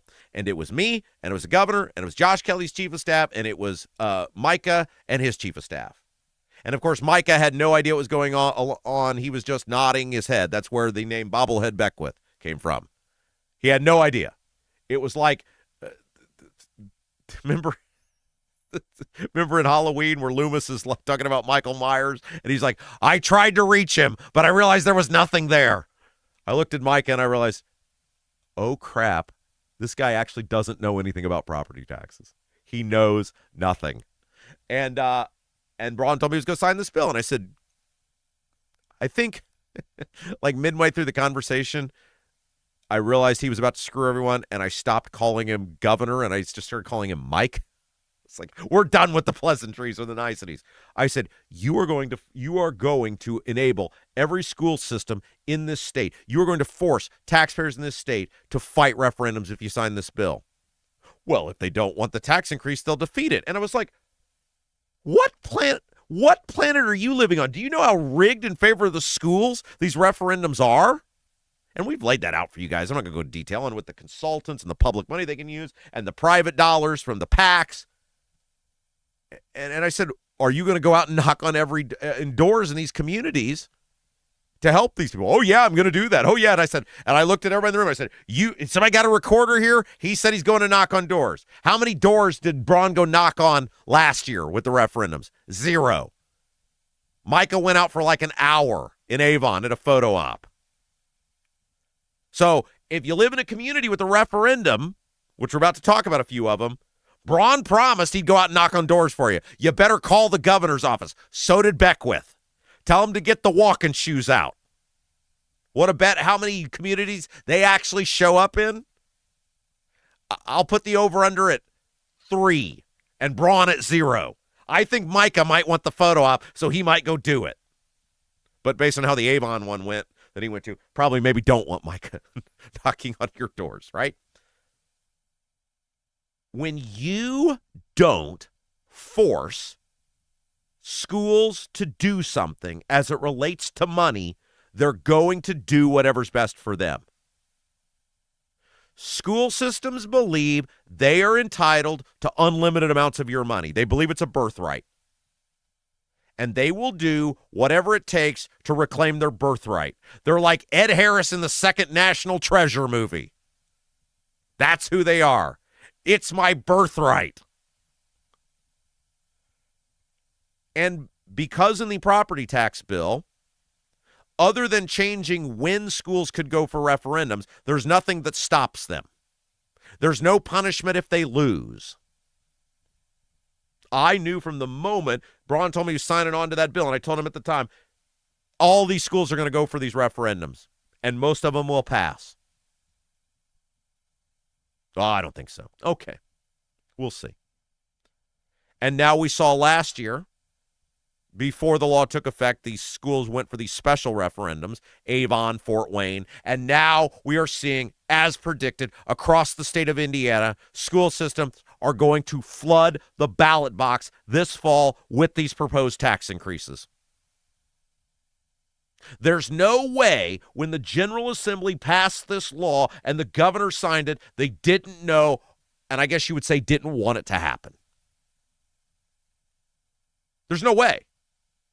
The only logical answer is just like when they passed taxes from themselves to the locals with the jails, with the Lowitts. They said, we're taking this off our plate. We're washing our hands of it. We don't want to deal with it. We're done. And I told you guys at the time, I said, here's what's going to happen with the new property tax bill. First of all, you're getting next to nothing. Oh, by the way, the county responded that they received my email inquiry about my property tax assessment. Not we'll fix it. It went to the spam folder. But I guess they do check the spam folder. So the lady on the phone didn't fix my property tax deal. The lady in the email didn't fix my property tax deal. But they did confirm that they have received my appeal. My actual appeal itself. They sent me an email from my email asking questions so I didn't have to formally appeal to let me know they received my appeal and they'll process my appeal. Thanks. Maybe. I don't know. Am I supposed to thank them? I mean, if she'd have responded and said, oh, we received your email and we realized that you appealed. Hold off on that for a second. I'll try to get you an answer on this. Maybe we can just fix it. No, I didn't get any of that. I received your email, and we processed your appeal. So in a year from now, you'll hear from some board who will probably deny your appeal because they're going to ask us how we did the assessment that's different than your neighbors, and we don't know. Thanks. Oh, the mail showed up yesterday from the post office, too. The mail got here. It was a humdinger of a day for me. The mail showed up. All of it, like a big giant stack. Thanks to the post office. You guys are great. And I do have the world's greatest mailman, even though the post office itself is a dumpster fire. But there's no way they didn't know this was going to happen. Throughout the course of the history of the tax caps, the school systems have tried across our state to take more than they're entitled to. Why would they think they weren't going to do it with this? The number one thing, if people wanted property tax reform, they could do is stop the referendums. Stop the ability of schools to seek referendums. Either we have a tax cap or we don't.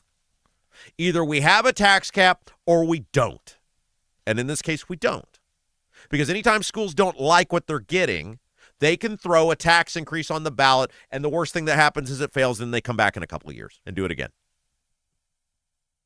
I think the rule should be, well, first of all, I don't think there should be referendums. But if we have them, I think the rule should be if they fail, the superintendent gets fired. And all the school board members got to quit. If you're so out of touch with your community that you don't know whether they want a referendum or not, that's the game we play. Want to play the ultimate game of Russian roulette? Spin the chamber, Boris. You put the referendum on, it fails, superintendent's fired, and the school board all has to resign. How about that? Bet we'd get a lot more judicious with the referendum clause. So I want to tell you about Noblesville, because they're one. All the Hamilton County schools are doing it. Westfield, Southeastern, Noblesville. I think Carmel's going for their third referendum. Like not third time, like third different referendum at the same time. But Fox 59 has an article about the Noblesville referendum. And let me tell you a little bit about what they're doing. First of all, Noblesville has had an operating referendum in place. So there's two referendums. There's capital and there's operating. Capital is stuff. That's buildings. Operating is people. It's employees. Noblesville has had an operating referendum in place for 16 years. 16 years. That means from the moment, public school math, right? Like 26 is our year. 16 minus 16, that's 10.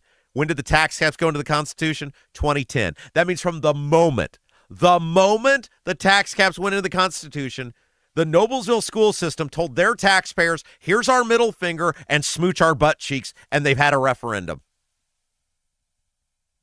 That's what utter disdain for the taxpayers. What utter hatred for the people who pay your salaries. Hey, I know like these are the law and it's in the Constitution now. Hey, here's your referendum. Good luck. Literally from the moment they went into the Constitution. Now, in the referendum that Noblesville is proposing, because they have one right now, so this is a renewal of their referendum. Not only are they proposing to keep the referendum, they want to raise it by over 50%. And I love how they spin these referendums that are increasing. They're like, well, it will only be $2.50 more per month for a $350,000 home or something like that. I forget what the exact number was. That's on top of the tax increase people are already paying. So if we accept that it's almost always ends up being more, but let's just give them the number. $250. Let's say it's $30. Well, that's $30 on top of the extra $300, $400, $500 people are already paying. See, that's how they word it. They get cute with the language. Well, it's only an extra $250 a month, okay? $30 a year on top of how much if I didn't have a referendum. By the way, here's what I think I'm going to do. Don't call it a comeback, but I think I'm going to try to help some people beat some school systems this fall, if there's an interest. You know, I'm undefeated in beating the referendums. Who else can say that? So I think what I'm going to do, if you are interested, I'm going to offer my services to defeat your school referendum. Now, this is not free. I'm not running a soup kitchen. I do this for you for free. I mean, to you. Beating school referendums are a lot of work. And I might not take every person who offers me a job. But ask those people in Danville how much money they've saved over the past 7 years torching their school referendums. They had two of them. They had an operating and a capital referendum. And they hired me. We smoked them. It was awesome. Like, we didn't just beat them. Like, the one in Brownsburg was close. That one in Danville, it went down in flames. Like Emerald would have been impressed. That's how high the flames were. Bam! That's what I said on election night. I threw some stuff in a pan and said, bam! I think I'm going to do that this fall. Now, again, I don't come cheap, but the schools, they're going to have consultants too, and I'm going to be much cheaper than the schools guy. Rob at robkendallshow.com. Make me your pitch. I'm going to probably select, if there's an interest, a couple of schools where citizens are organized to defeat the referendum. Now, it's work. It's work. We've laid it out what you got to do. And maybe at the end of June, we'll do that again. You got to start moving in July. If you're going to beat school referendums for November, you got to start moving in July. You can't wait. And you have to be organized, and you have to have money behind you. I'm sorry. It's just the rules of the game. You either got to have a lot of money or a lot of dedicated people to beat the school referendums. Just the rules of the trade. But so for 16 years, Noblesville's had a school referendum. They're getting cute with their wording, like it's only an extra $2.50 a month on top of so it's 30 on top of the 300, 400, 500 you're already taking from me extra.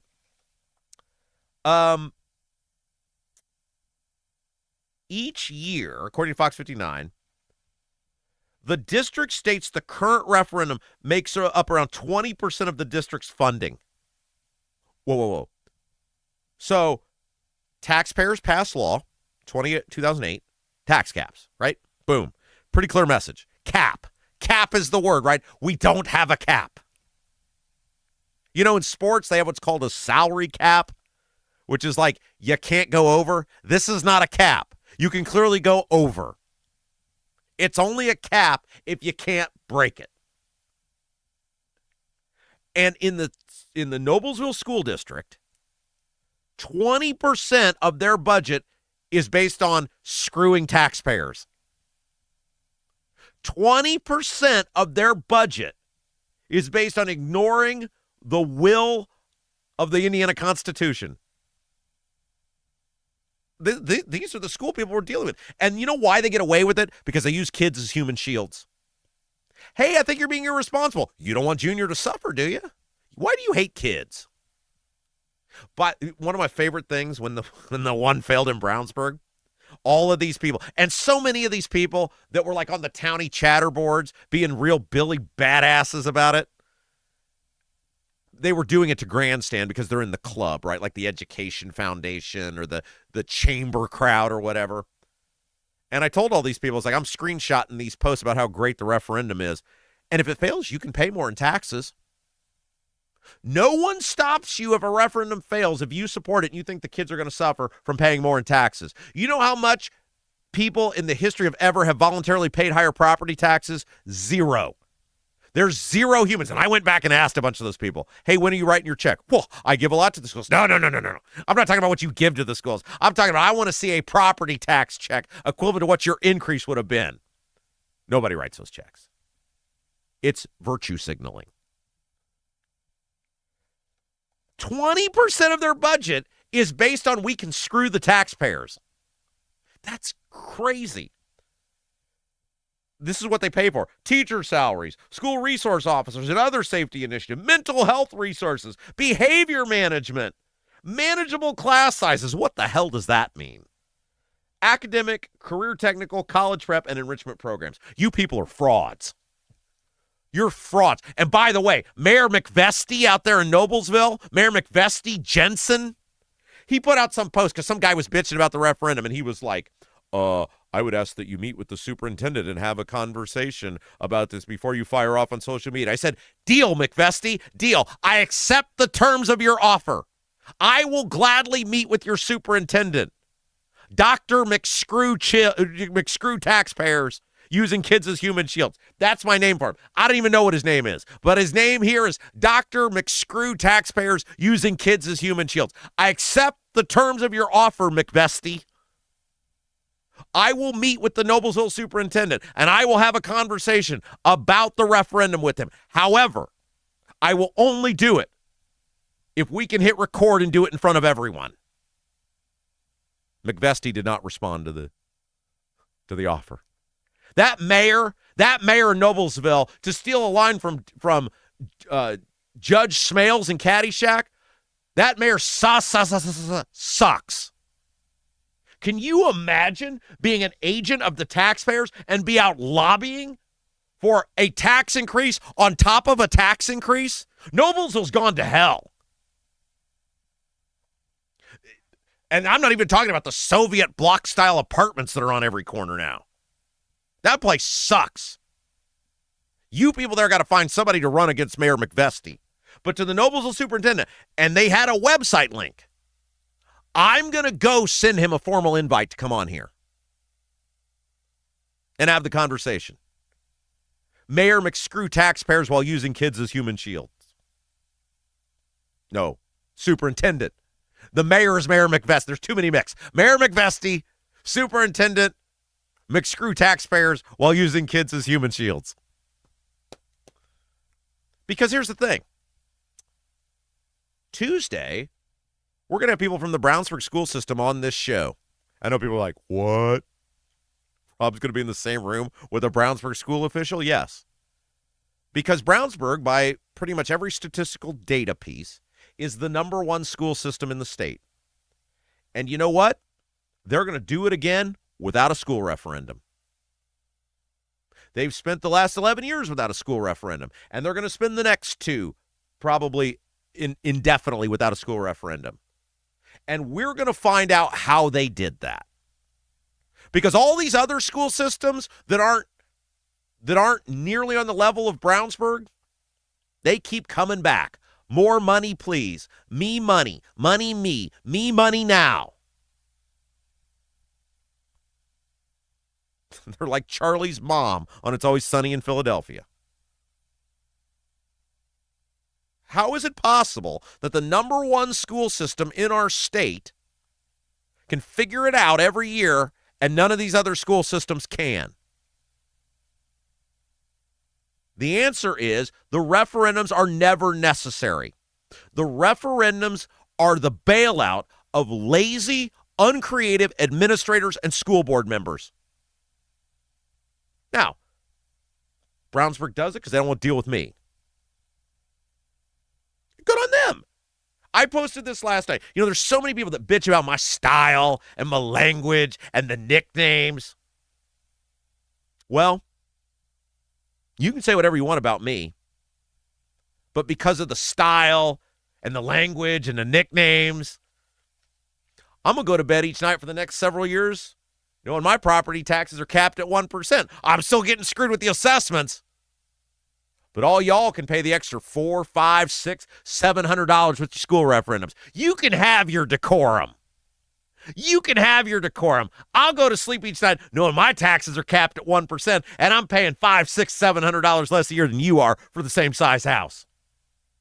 Oh, and by the way, I'll also go to sleep at night knowing over the course of the 15 years I've been involved in my community, I've saved my friends and neighbors $200 million. You can have your decorum. I'll keep my money. My money, I pay. I pay. Look, it was never the intent of the referendums. When you go back and you look at the discussion, when the tax caps were put in place and the tax caps were in the Constitution, there was never an intent of the referendums to be a bailout for teacher salaries or school resource officers or mental health resources. Never. The intent of the referendum was an unforeseeable mass event. That was the intent of the referendums, not this crap. The districts, according to Fox 59, the district stated that the rate for the proposed referendum is higher in 2026 due to the impact of Senate Enrolled Act 1 on property tax legislation. So what they said was, we don't feel bad at all the money we've taken from you over the years. We don't feel bad at all about it. We don't think you've suffered enough. Oh, you're getting $300 back? You can go F yourself. We can't have that. You don't deserve anything. That's what Noblesville is telling you. That's what Carmel is telling you. That's what Hamilton Southeastern is telling you. That's what Westfield is telling you. You haven't paid enough. You haven't suffered enough. And who the hell are you to think that we've taken too much of your money? That's exactly what they're saying.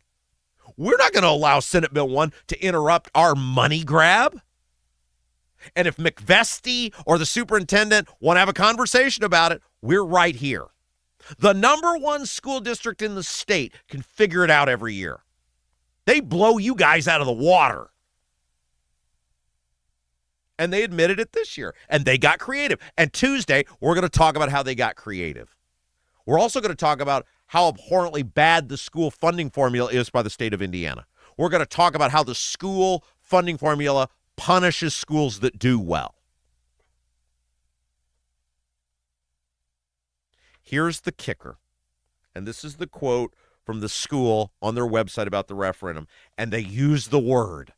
They use the word that drives me insane. Since 2015, Noblesville Schools has lost $41 million in funding due to property tax caps. They lost it. You being able to afford to stay in your home is lost to them. That is the word. It's not lost, it's found. It's found in the pockets of the people who live there, who pay for you to exist. You Noblesville school people and Mayor McVesty, who's your biggest cheerleader, are shameful. You're shameful people. McVesty, you've ruined that city. I used to work in Noblesville. I used to go there every day. It used to be a cool place. That place sucks now. You have run a lot of people out that were lifers. You have been so irresponsible with the growth. And now you're on social media advocating to screw your citizens? Shameful, McVesty. Shameful. And if you want to have a conversation about it, come on in. By the way, speaking of mayors that are coming in, Gentry's coming in next week. Matt Gentry, the mayor of Lebanon, will be back next week. He's got stones. Hey, McVesty, you got the stones of Gentry? He sits in here and takes it. Ask him about it. He always goes out and says, I wasn't harmed in any way. We got a huge week next week. We got the Brownsburg school people coming in. We got Bo Bye coming in. We got Gentry coming in. We are the place. Lost. We lost it. How arrogant are you people? If you live in Noblesville, you got to get out of there. Between McVesty and the school system, that place is going to hell. Get out. All right, we'll take a break. When we come back, producer Jason will have the best YouTube comments of the day, brought to you by Black Sheep Plumbing and a whole bunch more. We got a whole... Oh, by the way, it's our third hour. Our third hour brought to you by John Rust. Thank you, John Rust, for keeping Jason eating. We really appreciate that. We'll be back. You're watching Rob Kendall Show. If authentic wood-smoked barbecue is your thing, Double D's Barbecue in Clayton is the place for you. Owners Dennis and Tina Duncan, along with their son Garrett, are from Memphis. So when it comes to barbecue, they're not screwing around. No pellet smokers, no roasters, just authentic wood-smoked Memphis-style barbecue. All of Double D's food is cooked fresh daily, and it's all made from scratch. Double D's Barbecue, located at 40 and 39 in Clayton, is open all day Wednesday through Saturday, but get there early because once they're sold out, they're done. Check out the full menu, ribs, brisket, and more at ddbbq317.com. Buying a home or thinking about refinancing? Work with someone local who understands the central Indiana market. Gary Tedrow with Verity Mortgage helps homebuyers and homeowners explore options for purchasing, refinancing, or even consolidating higher interest debt through their mortgage. Gary's approach is simple, clear advice, and personalized guidance so you can make confident decisions. Visit loansbygary.homes to learn more or get started today. You've got nothing to lose but dollars on your mortgage payment. So call for a free, no-obligation quote, 317-695-5179. Gary Tedrow, NMLS number 179207 with Verity Mortgage, NMLS number 70345, an equal housing opportunity lender. With a lakefront view in beautiful Brazil, the Honeysuckle Hill Bistro and Cottage is a little out of the way, but totally worth the trip. Down home, made from scratch food, just like the good old days at Grandma's. When you visit the Honeysuckle Hill Bistro and Cottage, you'll leave more at peace than when you came in. Open 5 to 8 for dinner on Friday and Saturday, and Sundays 11 to 1:30 for the buffet. You must experience the Honeysuckle Hill Bistro and Cottage. Call 812-443-3003. 812-443-3003. Your bathroom fan could be secretly costing you thousands of dollars in damages. Most people don't even know this until the damage is done. With over 18 years of bathroom remodeling experience, here are 3 signs your fan is failing you without spending a dime on inspections. Sign number 1 is if you have foggy mirrors after you shower. This shows that your fan isn't pulling out enough moisture, which creates the perfect environment for mold. If you have a properly functioning bathroom fan that is the right size for your space, you shouldn't see much fogginess on your bathroom mirror at all. Sign number 2 is if you have bubbling, cracking, or peeling paint in your bathroom. This means moisture is soaking into your walls, slowly breaking down drywall, and even causing the wood framing behind it to rot. Sign number 3 is if you have mold buildup on your fan, ceilings, or walls. This is terrible for your health, but also could wreck your bathroom, costing you a fortune. If you're noticing any of these signs, here's what you can do. Call Vent Savvy today at 317-300-4434. That's 317-300-4434 and mention Rob for a free attic inspection.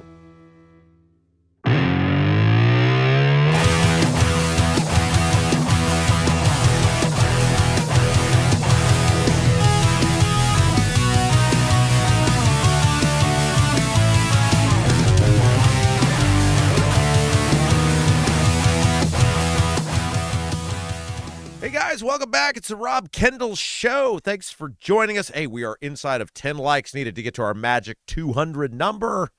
Help us out. Help us get to 200 before the end of the program today. Hit that little thumbs up button if you get a chance. Really helps us out. Helps us grow the program. Also, don't forget, third hour brought to you by John Rust, the great American, who just enjoys this program and enjoys you having an additional hour. You know, when we started, it was 10 to noon, and now it's 9 to noon. And, well, some people come and some people go, and we're still here, right? We're still here doing the thing we do every day, which is Indiana news, politics, and government like you're not going to get anywhere else. Don't forget, when we get done here today, State House Happenings is up. You know, State House Happenings is my baby. I've had State House Happenings. This is our 10th season of State House Happenings. Even before I was on WIBC, had State House Happenings. And I love that show. It's something I enjoy doing every week. It's just a quick 30 minutes.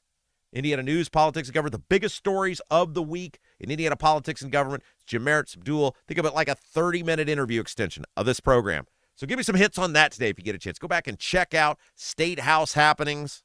Help us grow that program a little bit. Plus, it's 30 more minutes of me. It's 30 more minutes of me. What could be better? That find it there on the videos tab. All right. Before we get to producer Jason with the best YouTube comments of the day, reminder about one of our other fine sponsors, Bramwell Mackay. Got a masonry color mismatch? Previous repair catching your eye? You're not happy with the brick color in your home and ready for a total makeover? Bramwell Mackay Property Services and Consultants offer specialized masonry staining and recoloring. Whether you want to seamlessly blend repairs or completely transform your home's exterior, want to build something new? Bramwell Mackay's 40-year master masons design and construct custom patios, sidewalks, outdoor summer kitchens, archways, entryways, and more. Bramwell Mackay, BRAMWELLMCKAY, BramwellMackay.com. Beauty built to endure. And with that, we bring in producer Jason for the best YouTube comments of the day, brought to you by Black Sheep Plumbing. Now, let me explain this to you guys, how this all works. If you're new, welcome. In order to be a YouTube chatter, you have to be a subscriber to the channel. That's the rule. Once you're there, boom, you're in. You can hang out with some great people, great conversations back and forth. You do have to behave yourself. Producer Jason monitors. He's not afraid to put somebody in timeout. He's not afraid to give somebody the boot. He is the YouTube chat police cop. And, it's great, Jason. We're making an impact. I see others engaging in YouTube chat now.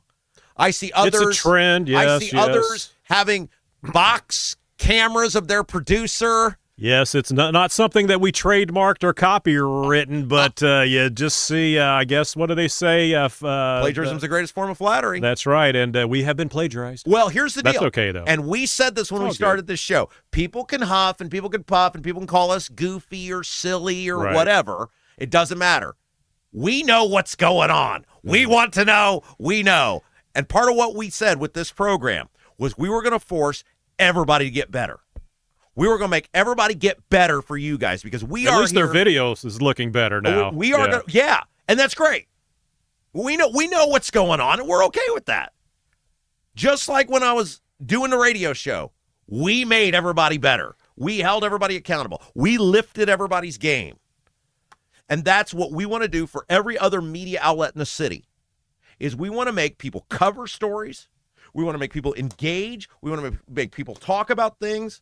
And we want to make the product better for you guys, because that's what you deserve. And we're the only people that can do that, and it's working. So that's awesome. And you're welcome to all those people. There we go. You're welcome. And you know who makes all that possible? Besides John Rust, who's awesomely sponsoring the third hour. Black Sheep Plumbing. They bring us all together and let us chat.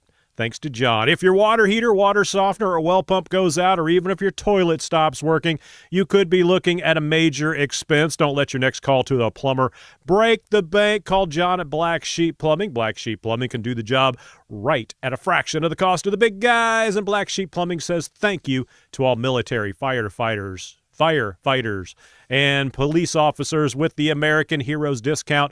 Owner John McKinney is a Hoosier lifer, takes great pride, and stands behind his work. That's why all basic services and repairs with Black Sheep Plumbing come with a 2-year parts and labor guarantee, with water heaters having a 6-year parts and tank guarantee. Give John a call, Black Sheep Plumbing. You can text him as well, 765-315-7558. 765-315-7558. Black Sheep Plumbing. You ever have that where you wake up and there's just a bunch of ants everywhere? We had an ant issue a couple weeks ago. They would get around the refrigerator behind there, and they like the nests or whatever it is, and you spray the raid, and then you go in the next morning and vacuum them up and all that stuff, and eventually you get the whole colony. All those poor little children ants. I feel sorry for them, but my issue is I have a messy toddler who spills crumbs everywhere. And a crumb to an ant, sure, right? Right. Every freaking day. So it's almost like you're inviting them in and then you're exterminating them. That seems. And then you got to find the root. Seems not right. The root cause of the crumb. Right. Anyway. The root cause of I think a 3-year-old would be the root cause. No. I'm saying which crumb? Where are they gravitating to? I got you. You know what I'm saying? I got you. Yeah. All right. Do you get the little flying ones?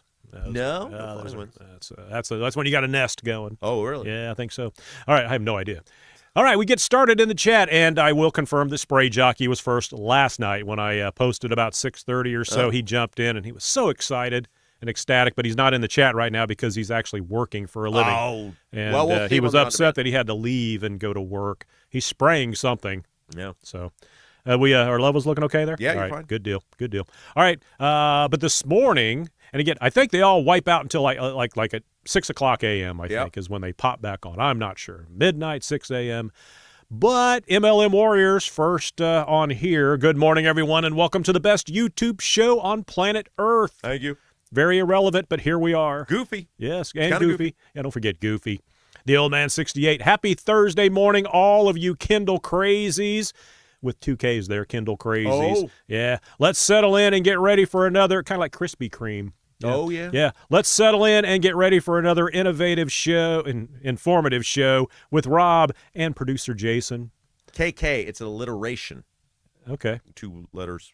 Yeah. Same there. That's what yeah. I said. Debbie Holcomb, good morning, all. Ready to light Indiana politics on fire. I love it when they use the fire emoji. Oh, yeah. Yeah. All right. Nicholas Kurtz at Rob Kendall. Good morning, fam. Ali. My nerds. No. Hello, my nerds. No, that was good morning, fam, like family. Then he adds at producer Jason, good morning, legend. All right. C. Mills, good morning, all. Happy Friday Eve. Let's get this chat rocking. And then Spray Jockey says, hey, when Spray Jockey was in earlier before we had to go to work, C. Mills, are you going to start coming into the night chat? And C. Mills says, I'm usually asleep during the night chat, but I'll see what I can do. Oh, very good. See if he can get in there. And all right, continuing on. Rusted Bolt Garage. I keep hearing data centers. He spelled it in quotations D-A-Y-T-A. That's right. Like I had to do in my script. Yep. I keep hearing data centers, but what do they actually do? I think that's the million-dollar question, or multi-billion-dollar question. Well, they're all different. That's the point. Well, you got one hand, people think, hey, look, it's for AI. They've got to have all those for AI. because it takes a lot of power, and you have to have cooling and all that stuff, and otherwise you can't have your chat GPT. And others think, no, it's, those flock cameras and all that, they're storing all the information, Amazon, everything we order, it's all going into a centralized system, and pretty soon when they shut us down again like COVID, they'll have us.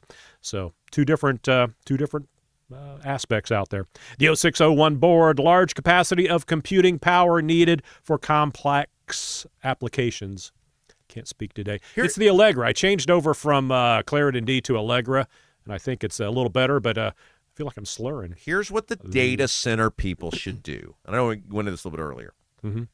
Before there's ever an application to any board, anything, mm-hmm. you have you figure out who the small group of people is, and you meet with them.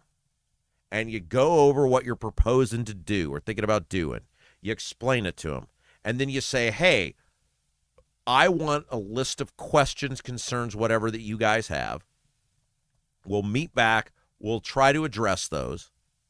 Then once that gets addressed in some of these people you're never going to win over because they just want a farm field to say a farm field forever. Mm-hmm. And that's not who you're trying to win over. There are a lot of reasonable people, though, who if you can appease concerns or you can relax concerns and you can show benefit, right, they're going to get on board, mm-hmm. right? Right. You've got, and then once you get those people kind of on board or explain it to them, then you have the community meeting, right? And hey, you get those people up there and start talking with them, and they're on board. Okay, here's the things we've already addressed. Then you know what the community is going to be concerned about, and then by the time you're ready to go to the application process, you've already hopped over a whole bunch of the hurdles, and you've been super transparent about it. And I think a lot of people look at it like kind of like COVID and the vaccines, like take it and we'll tell you what's in it afterwards. And because they didn't really know what the effects were going to be, maybe young people perhaps having heart issues, not saying that the COVID shot did that, I have no idea, but that's out there, right? And so with the data centers, are we going to have ground contamination? Are we going to have water contamination? Are we going to suck up all your water? Are your rates going to go up? We don't know until we get there, guys, so let's just throw these monstrosities up. Takes 10 years to build. What happens if a tornado comes through and rips one of them halfway down and they abandon it? What would be the cost for the community to clean up a square mile of refuge? And they say, well, they would have to pay for it if they left it. Yeah, until they go bankrupt. Look, okay, I think that's just one aspect. To me, it is mind-boggling, and I think it's almost got to be intentional that they don't do it the way I'm describing it, because that would help them so much. And part of what you're talking about, or the commoners are talking about, which is explain what this data center is going to be used for. Right. Who are we helping? Right. How are we helping humanity? Make it make sense. Exactly. Is all you got to do, and it probably would make sense, but they've already pushed it too hard without the facts, so I don't think they can come back and convince most people that they're going to be beneficial, even though they are ramming it down their throats. All right, continuing on. MLM Warriors noticed that there was no mug and no action figures this morning. Table broke. Rob broke the table. Told him, don't break the table, Rob. And what did he do? He leaned on it. Yeah, I mean, we're talking about I didn't take the table and throw it. Like the table's hanging on by a thread. Yeah, nobody leans on a little coffee table like that without expecting to break it, Rob. But that's okay. I just need to get a drill. We need to get Ethan in with his drill and just put a hole in the middle and put a screw in. I was like good. Chris Farley in the van down by the river guy, falling into the table. All right, spray jockey. Hey, we have a sign though. Yes, we do, and we did get we got the table back. I know we mentioned this quite a bit. Makeshift table. Thanks to Andy from the Honeysuckle Hill Bistro, made our sign. It looks awesome. Andy and Jody, the owners, they're huge fans. Don't forget Father's Day brunch. It's going to be outstanding. Honeysuckle Hill Bistro. Reserve your spot today. All right. Moving along. Spray jockey. Mom Kendall dressed Rob well today. My mom came over yesterday, and she brought a bunch of shirts. However, he did point out that you're wearing the slip-on shoes. He might as well wear his pajama pants.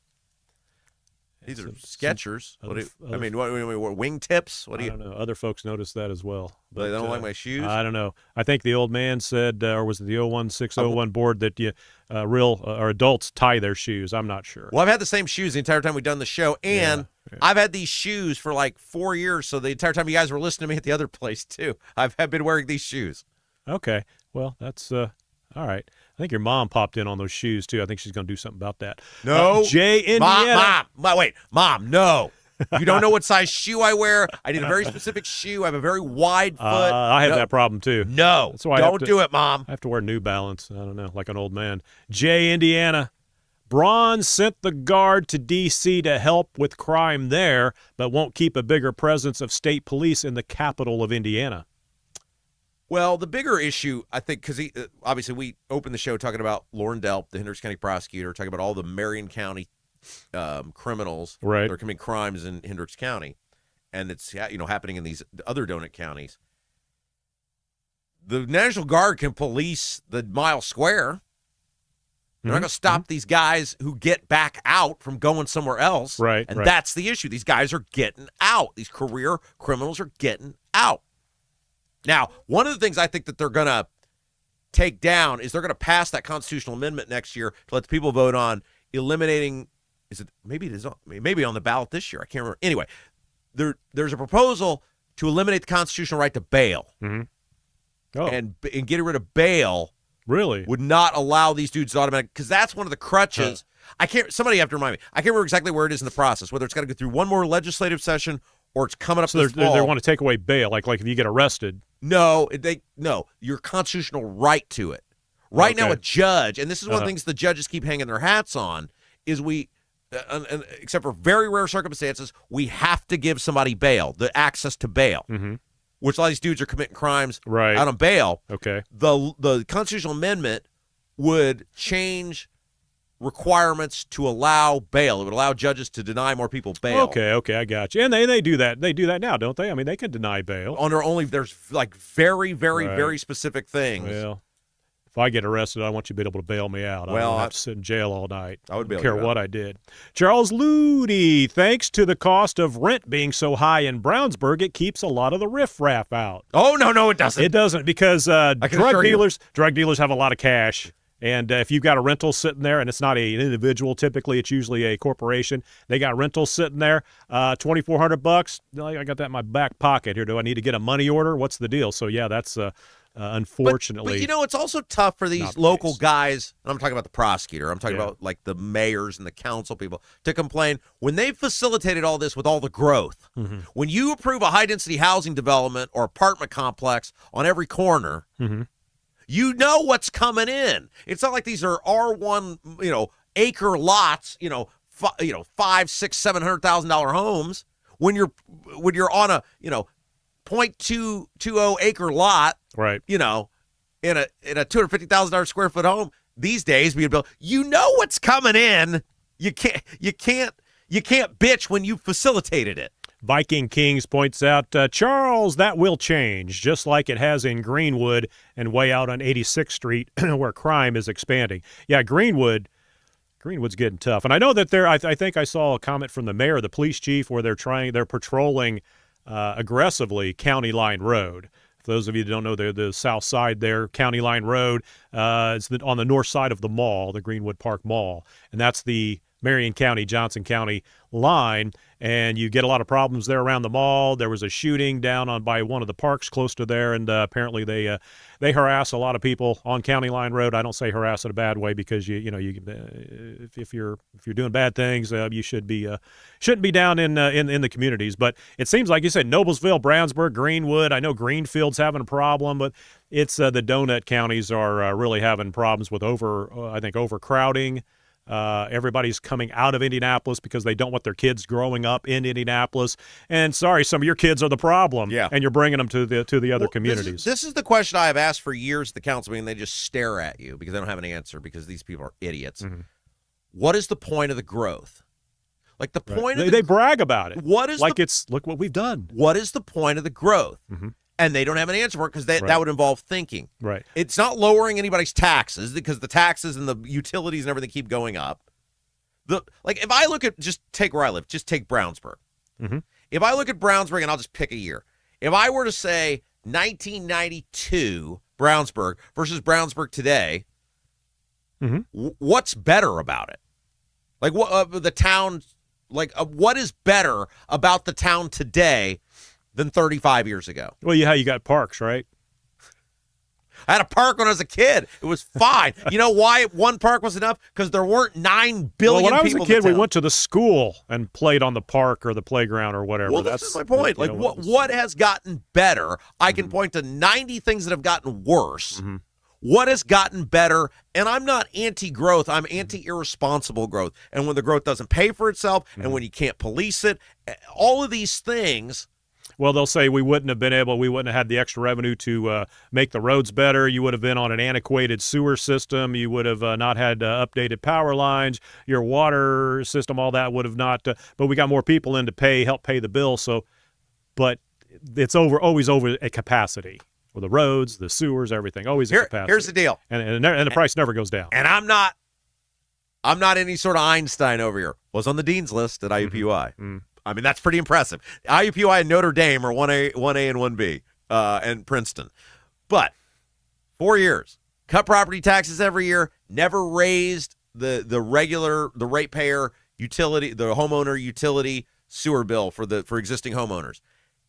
If I can figure out how to do that, it ain't rocket science. It's want to. They don't want to do it. It's just easier to go, yeah, just get more money in there. Yeah, just get it off our plate. All right, so let's go from the suburbs back to downtown Indianapolis, which used to be an awesome place. I used to live at the Riley Towers. Remember that? Used to sit out there and just watch the city at 3 a.m., 4 a.m., and it was just awesome. It was always so quiet, and if somebody was walking down the road or a gang of kids or whatever, they would have stood out, and they would have been checked out by the cops or what have you. Nowadays, you used to be a real night owl. You're not much of a night owl like you used to be anymore. Well, it's just, things change, man. That's. I mean, you used to. A lot happens in 20 years. You used 25 to stay up years. till every night, like 3 or 4 in the morning. Right. Well, I got a real job. I got to be up at 6:30 in the morning. It sucks.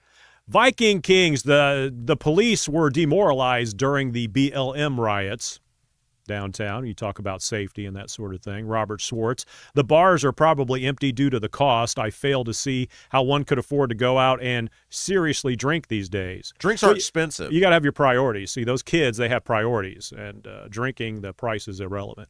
So, Kevin Branham. I haven't been downtown in years because of the crime. The 06010 board. Mark Sanchez might be lurking in those dark alleys, Rob. Mark Sanchez reference. That went off the radar, awesome. Didn't it? Sure did. Whatever happened to old Mark? Did that just like disappear? I think there was some more involved in that we're not hearing about. Barbara Runnels, a new one in the chat, from what I can see. Mears is a joke. My child was murdered almost 8 years ago. Oh, very sorry to hear that. The suspect has been in and out of jail for 8 years with no justice. The suspect was caught in Kentucky and tried to kill a police officer. So he's Malik Muhammad. Well, remember, so Malik Muhammad was the guy who threatened to storm the governor's mansion on live TV. I talked about him earlier. He takes that angry mob up to the governor's house in the days after the riots. Mm-hmm. They talk him off a ledge, right? This all played out on live TV, too. It was just like, what world are we living in? They don't arrest him. He gets a meet and greet with Holcomb, allegedly gets to help write part of the police reform bill, does a photo op with Holcomb. They send him on his way. He ends up in Portland, and then later gets arrested for attempting to kill cops. Mm-hmm. And he's in jail in Portland, last I heard. I think he's still there. Not sure that's who Barbara was No. about. I'm saying he is Malik Muhammad. I'm saying it's like similar, right? Right. Attempting to kill cops is what I'm saying. I was not saying that was Malik Muhammad. Gotcha. Okay. Viking Kings. The last time I was downtown was when Peyton Manning played his first game against the Dolphins. And 0601 board ads, was Dan Marino still playing back then? Yes, he was, because I was at that game. You went to the first Peyton Manning game? J-Man, my son. Boy, he would have been real young. Producer Justin. He was very young. It was the first Colts game we went to. And he tells me to this day, he's like, every now and then he'll pop up. He's like, I remember going to that game, and the Colts were winning, and we left early for some reason. He was young, like, obviously we left maybe fourth quarter, something like that. And the Colts ended up losing, and he cried in the car as we were listening to it. And he's like, I still remember that. It's kind of funny. He probably cried because it was Lamey doing the play-by-play. Can you imagine losing a Lamey? I had a 45 of Bob Lamey doing the Indianapolis Checkers. The Checkers. It was a 45, and it was like a montage of Bob Lamey calling the And it was great. He's a left, another left, and a right, and a left. And it was like the greatest thing in the world as a kid. Speaking of old-time WIBC, and this didn't get any attention, which is crazy to me, Gary Todd died.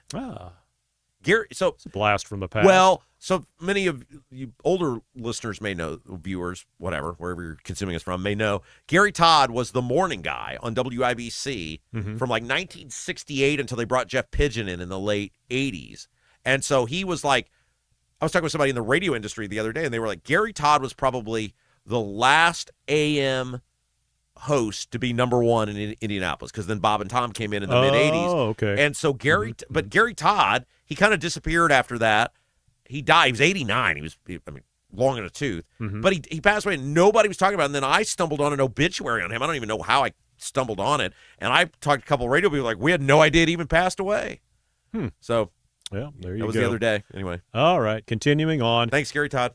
And just totally out of nowhere, MLM Warriors, there has to be some context here, but Rob purchasing WIBC would be awesome. You wouldn't need like as much as the $10 million to run for governor, but no. And it would be, regardless, it would not be money well spent. I would advise against it. Where did that come from? I don't know. Just that's why I was looking like, where's the context here? But you were I know what. Oh, okay. You were talking about how weak our show is and how we're irrelevant and what was the word? Goofy. And I think MLM Warriors picked up on that, and there we go. Pam Kendall, back at Spray Jockey. Spray Jockey apologized, by the way. For what? So sorry, he says, for insulting your shoes, your slip-ons. Oh, yeah. But Mom Kendall popped in. Spray Jockey, I will work on Rob's shoes. Love you guys. That's all right, Mom. I could raise the camera and I could zoom in a little bit. Yeah, you got to have comfortable shoes. Nothing worse than non-comfortable shoes. They're the Skechers. Who has the peach cobbler? Oh, the Honeysuckle Hill Bistro for the Father's Day brunch. Okay, White Rabbit, peach cobbler sounds good. Oh, I guarantee if it's the Honeysuckle Hill Bistro, it's going to be good. And ask, can you get delivery? Well, they cater. Well, Andy delivered our sign. Yeah, and they cater. Yeah. Oh, they cater. They cater your event. Victor. You know how I know they cater? Well, obviously I know because they're one of our You sponsors. might have read it in the script. But when I went to the Clay County Lincoln Day with Diego, where Diego, I pay. Right. He check on the businesses. Honeysuckle Hill was the caterer for the event. One day he's going to come knocking at our door. Checking out our business. Yeah, well. Could you imagine opening the door? What's up? All right. I would love for Raju to come check out my business. We are specifically in a non-discreet building where nobody can find us unless we invite them. All right, MLM Warriors. Rob running for governor. At producer Jason, lieutenant governor. Oh, great. I'd love that because you don't do anything as lieutenant governor, no, it's right? Mike You just proven. make a fool of yourself and act like an idiot, and you just get to keep the job and get paid and get to drive around in a $90,000 city-owned SUV. Bring it on, brother. Yeah, you can let's lie run. to Let's run. You can lie to your supporters. So if you had not 10 follow million through on anything. Yeah, if you had $10 million to run as governor, would that include my fee for lieutenant governor? Would that be get me in as lieutenant governor? Okay, so here would be the look. I don't think I would do it as okay. If I ran for governor, right now I've talked about this before. Right. It would be like, remember in Rocky at the end where everybody knows Rocky won, but they're not going to give it to him because they don't want Creed not to be the champ anymore. And so, and he says ain't going to be no rematch. He says doesn't want one. Right. I would not probably run as a Republican because I wouldn't want to run in the primary. My goal would be, I'm going to just steal votes from you people. I may not win, but you ain't winning either. We need a name for the party. Well, it'd be Lincoln Party. I got a Lincoln Party setting up for me. If Ballard gets that 10%, I can run a Lincoln Party. Oh, okay. Or I can run a Libertarian Party.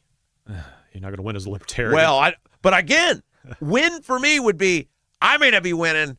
It'd be the $10 million revenge tour. And you wouldn't have to quit your radio show to run. That's right. We could do the podcast every day. Right. All right. Now I'm starting to get. Well, now that I'm lieutenant governor, I'm into that, Rob. Let's make that happen.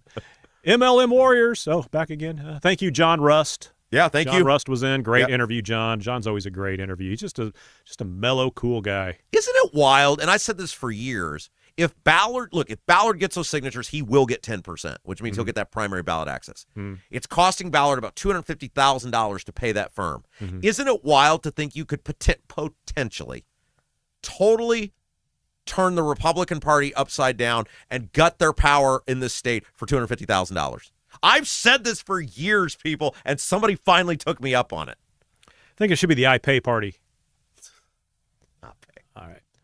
What do you think Diego's going to do if he loses? I mean, he's basically unemployable, isn't he? Somebody will give him a job. Come on. Raju, probably hire him. Well, he doesn't have any money to offer Raju. Well, true. Badass American. Shelton should run for governor. Sheldon is way too boring. Yeah, you got to have a little pizzazz. That's the thing about, and I'm going to tell By this next week when he comes in. He's got to get some smoke. Mm-hmm. He got to. You told him that, I think, and I'm going to tell him again. He didn't. Because those guys are going to beat the hell out of him, and people are looking for a fighter. He's got to get some smoke. Here's a good suggestion from C. Mills, Chris. That billboard should have a picture of both John Rust and Rob Kendall. Oh, so he's talking about in Fort Wayne. Right. Rust bought Spot. Idea. I don't think he bought the billboards, but he bought Spot on 17 billboards around the city to welcome everyone to the convention, and then he's letting me play after him. So, it flashes or whatever. Right. Because there's no two more people alive that Jim Banks hates more than me and John Rust, and that is Banksy's home turf, and he's going to have to see us. Bam, bam, Rust, Rob, Rust, Rob, Rust, Rob, bam. Awesome. All right, Ryan Schliemann, John Rust, come to the chat. I think he watches. He's probably again, he likes to lay back. He doesn't like the spotlight. So yeah, I have to beg him to come on. Kenneth E. Gold, and that's just the way I'm going to say it because Gold sounds like I'm saying Eagle. So it's Kenneth E. Gold. Wear it proud, Kenneth. Rust has my vote for governor. Can you? I'm so serious when I said this, and who knows how the party structure be set up, whatever. If Ballard gets that 10% with the primary ballot access, and Rust with his money wanted to run, he could do major damage. Oh, absolutely. Oh my gosh, the Republicans are toast. He could get a message out there at least. Kevin Branham, John Rust really needs to run for office. Good segment. All right. Then he also adds the Ryan White story. Ryan White was a very brave young man. Yes, he was. Everything would indicate that. Poor little guy. We're going to play that Trump clip tomorrow. Yeah, you know what? And what's cool is with the Trump, Rob's Trump interview. That's what you're talking about? His full interview with Trump. We're going to play it tomorrow. And I already, a long time ago, put a photo collage to that. Because we went to the rally, we went to the fairgrounds rally, and I was able to take a bunch of photos, and so we'll pop that in tomorrow. That'll be.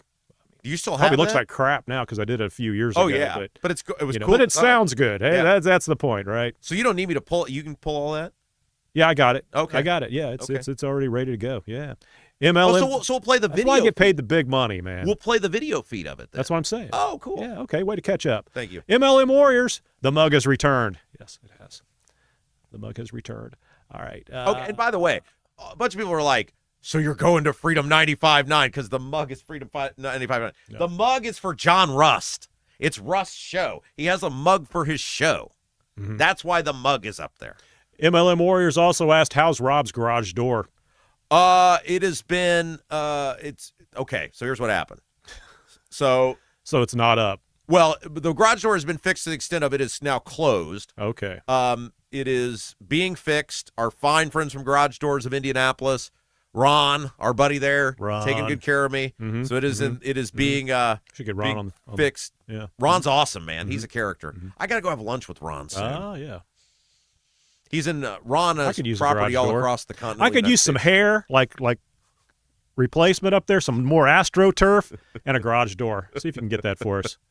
All right, let's see. Moving on. You were also talking about, I guess whatever. I'm not sure what you were talking about, but M. Belore says, what? Take the show on the road and do it from Ribfest in Danville. That would be really cool. Well, that's the same night as our live show. Oh, is it? That's why Double D's can't come. We can't go to the Rib. You don't want to waste your time at the Rib Fest. Go to the Rob Kendall Show. Get those tickets. MLM Warriors, Rob Outdoors. Sounds great. Producer Jason would not be able to control audio if a pop song is playing. the Rob Kendall Show could get a copyright strike. I don't think that's how that works. As long That's as you're not talking. It's kind of like if background that wouldn't be too bad. But thanks for looking out for us. Because they fixed that. Remember the deal when we were streaming the football games and YouTube used to take us down because the band would play some sort of they whatever. play a pop song. Yeah, I think very true. AI Very or true. whatever has fixed that so we used to have an issue when we would stream our sports games on YouTube. In the early days of YouTube, the band, like the high school band, would be playing in the background, and if it was some copyright song, unless you were talking over it, like if you would leave at halftime, you just put the mic out the window and say, "Hey, we'll be back in 10 minutes," they'd strike you down. And so, well, they still in theory could, and what they do is they would just mute that part. So if you're talking and there's a song playing, then they mute it through the video, so it's not a copyright. But then, of course, you're muted. So, okay, I got you. But MLM Warriors went on a tear. Like you could tell, Google was his friend this morning because he got all kinds of details about the copyright striking with YouTube. Not a huge deal having copyright strikes since the Rob Kendall Show is not attempting to monetize, and that's one reason we don't monetize. We just that's spare change we really don't need to mess with right now. We have no idea what's going on in the next couple months. MLM Warriors added, you can receive up to 2 copyright strikes in a 90-day period. If you receive a third one, your channel is subject to permanent termination. That's been our fear constantly. We just we want to stay below the radar. We appreciate the platform, and we just kind of fly low and hope they don't notice us. And MLM Balor says, MLM, we should never doubt the legend. Producer Jason just might be able to filter it out. They would definitely need to do a time-delayed show, though, to give him time to react. We don't. The delay is YouTube. It's not. I mean, if we say something, it's out there. There's no. Right. We have no dump button because we're trained. Well, half of us is a trained professional. Robert Schwartz. Find it funny that a podcaster can be fined for something that is done in the background outside your control. Well, that's life. And Shrugs. Fined? Who got fined? Well, I think he's talking about like could we be fined for something like that? I don't know where the fine came. What in. fine? I'm not sure. There's no fine. There better not be a fine. There's no fine here. All right, John. It's the internet. John. I can be struck. We got I can't fined. be fined. Yeah. Okay. Shrog Sandwich.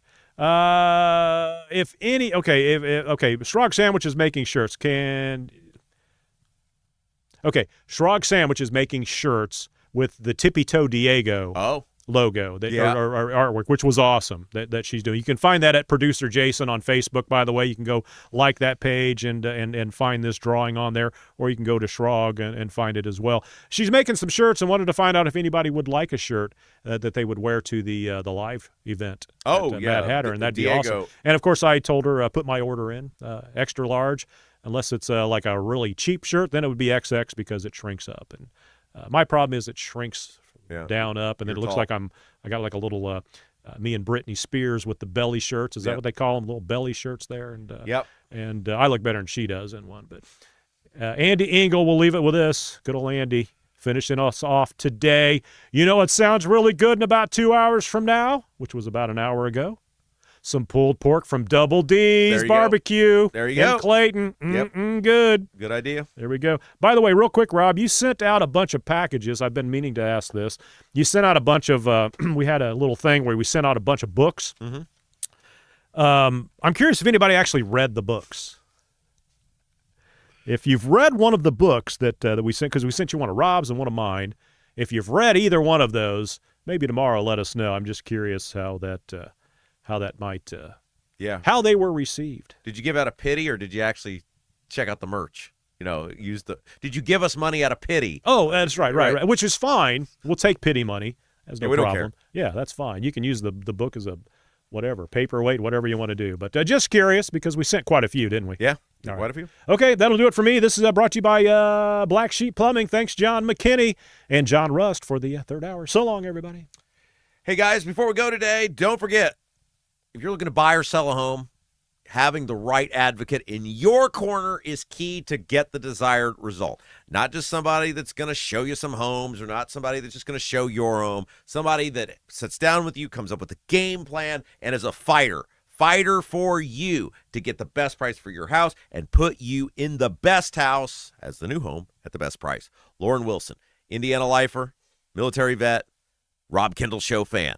Support people that support our show. If you're looking to buy or sell your home or even thinking about it, call our friend Loren Wilson, realtor with @properties. 317-590-2290. 317-590-2290. And guys, man, we want to just once again thank each and every one of you for another great program today. You have a safe rest of your day. We're going to see you back here tomorrow, 9 until noon. Nobody does Indiana news, politics, and government like us. Before you go today, if you haven't done so yet, hit that little thumbs up button, like the program, and share us out. Tell the masses far and wide. Live show tickets available. RobKendallShow.com. Come see us, hang out with us, have fun with us, and got the support button up there at RobKendallShow.com as well. That is going to do it for us today. For producer Jason, I'm Rob Kendall. You've been watching Rob Kendall Show.